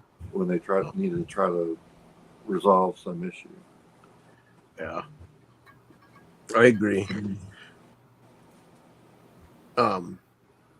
Well, thank you guys for being here. Thank you guys who are still watching us at almost 4 hours. You got a good group still hanging in there with us, man. Yeah, we got 17 people watching. Yeah. If I'm correct, I see 17 people watching. Yeah, I have 18, probably one from Facebook or something. I don't want to take it too much longer, but one thing I did want to say, I'll be really quick. One thing that I really appreciate with you and David is I'm still a super tiny, small channel, and when I first met you guys, I was even smaller, and that was one thing that David reached out and was like, "Come on by the numbers. I'd love to hang out with you." And I said, "I would love to, but I apologize. I don't have anything I'm really going to bring to you. I don't have like followers or." And he's like, "I don't care." He goes, "I don't care. I just want to talk to you." And so that was a cool thing that I got from him. Just a welcoming community. He was a great ambassador for me to run into pretty early in my experience putting out videos, and I hope to try to emulate that when I go forward too. It's like, who cares? I'm not in it to like, I'm gonna have you on to get more subs. I'm gonna have it on because you seem like a cool person to hang out with and talk to, and it was a great experience for me, and I think that was something that really helped me get kickstarted and then trying this out. So I'll just say that. Oh no, David is great. I remember after we did the battle on D-Ray's channel, he had me on to do the high five, the first high five, I think, and hit it off really well. And then one day he was doing another live. I don't even remember what it was. I was in the live chat. He said, "Hey, do you want to come on?" I was like, "Sure." I was in my pajamas. Let me get dressed, and I will, because I wasn't. Let me put some pants on. Yeah, I was in my shorts, and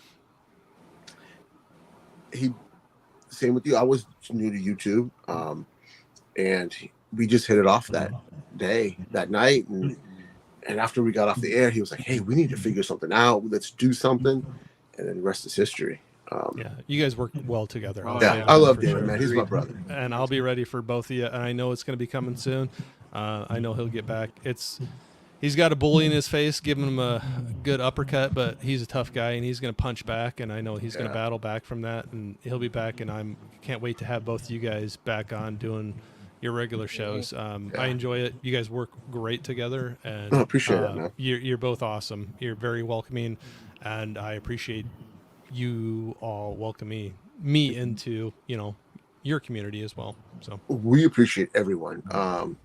Everyone that was with us from the early by the numbers. We need to go for like 3 hours a night. Oh, that was rough. Then we whittled down, and more people started coming, and we appreciate everyone from the watching live to watching the replays to you guys tonight. Everybody here still in the chat. Thank you guys. Continue praying for Dave. Remember, if you can't donate to David's GoFundMe, share it anywhere you can. Continue to pray for him. And bookmark it. Yeah. I mean, go ahead, bookmark it, because it's going to be a long road. And I mean, we're planning on giving again. Just spread it out or whatever. But bookmark it and then share. And he shared it earlier. If you guys were here earlier, he starts chemo on Monday, so keep him in your thoughts and prayers again. Anybody else got anything else to say before we get out of here? I think what I want to say. I think the first time I remember meeting Dave is when, I'm part of the Geeks and the Flex gang. Is when he was starting off real small, and Nate and Alex both came on his show, and they were ranking movies. I think they were doing something a little bit different than what you guys do now. High five. We did the high five. It was the high five, and that's how I got to know Dave. And when I started doing my little bit of live stream on my barbecue, and Dave would come on there and want. I was doing like poor man burnt ends, and he's like, "Oh, you need." Someday I'm going to come to Iowa and get some of your burnt ends, which I hope someday he does. But that's how I, all this. It's like how we all gravitate towards each other somehow, and this, from one channel to another channel. It's like how we all know each other now, and it was so awesome to meet you and Corey and JB and was it JD? KB. Or JB. KB. And then JB, and then it's like I got to meet Nate and Rob and New Jersey and go to New York Comic Con. It's this is such a great, awesome community, and how we're supporting each other, and now we're supporting Dave and his battle, and you guys, it's like we said, if you can give, and if you can't, just spread the word out. This is how we help each other out when a man's down. Just do what you can. Yeah. And I know for a fact when he gets all better and he's up and running and somebody else runs into some issues, he's going to be the first one in line to come and help. Yeah. That's the type of person he is. So, I know for a fact he's going to be up and going and great, but like I said, we all can run into some hiccups in the road like this. I'm not belittling that same hiccup, but like some twists and turns in the roads, and I think he would be definitely one that would not even hesitate to jump up and help out when he can. So, well, he has. I mean, I really appreciate everybody in this group and people that reached out to me when I was in the hospital going through crap. So, I mean, I just want to return the favor, I guess. Yep. Yeah. Yeah, I'll just say really quick, I'm glad I was able to join. I had to work today, unfortunately. I would have stayed for the whole 4 hours, honestly, if I was off. So I'm glad I was able to get on. Yeah, I was shocked that you showed up. I was like, I thought you had to work. But I did. I got out at 11 Eastern, so it's almost 1 a.m. here. But yeah, I'm glad I was able to do it for David. I like Jay had said, I actually met him before he was even working with Rit, and he was in our chat on our live stream, and he was like ranking stuff with us. Matter of fact, it was the 200th Action Movie Guys podcast. We were doing Top Gun, and he was like ranking with us in the chat, and we got to talking, and he was like, "Hey, would you like to come on my show?" And this is honestly, he had like 80 subscribers, something like that. I don't care about stuff like that, so I was like, "Heck yeah, let's do it." We had a fun show, and then we kind of just started working together. I always consider them sort of like our, someone will say like sister channel, but they're men. They're like our brother channel, kind of. The redheaded stepchildren. Yeah, no, you're not our stepchild. Stepbrothers. Because we're not a big channel. We're not a big channel either. But I'm always happy to, whenever they ask me to come on, if I can. Even doing that little news show we did, that was a lot of fun. Mm-hmm. David's a great guy. He has a great sense of humor. One thing I love about him is I can be someone who likes to. I mean, I hope I'm not mean, but I like to make fun, make jokes. The thickest skin, a really great guy, like funny, can take a joke, can give a joke, and I hope everything works out well. Like all these guys mentioned, make sure you go to the GoFundMe. I know he's gonna make it through, so I'm just hopefully it's faster, sooner than later. Right. Sooner than. And everybody show him some love and go out and subscribe to the 4K Lowdown. Yeah. Because he changed the channel name to Faces for Radio to promote Richard and himself. You know, but he created the other one, and I think he's only got like 10 subscribers or something like that on that. Profile. Just go hit all his socials. Instagram. Go to the Faces for Radio YouTube channel, and you'll find all his channel information there. So hit the like, hit subscribe to all his stuff. Again, thank you guys. Oh, Rob, did you want to say something? I'm sorry, I did. Sure. Yeah, I remember you guys had me on, and I appreciate that. That was a lot of fun. And just piggyback with everybody else, David is one of the kindest, gentlest souls you ever meet, and I know he's gonna beat this thing. And well, he better be gentle for a hobbit. Yeah, yeah, that's right.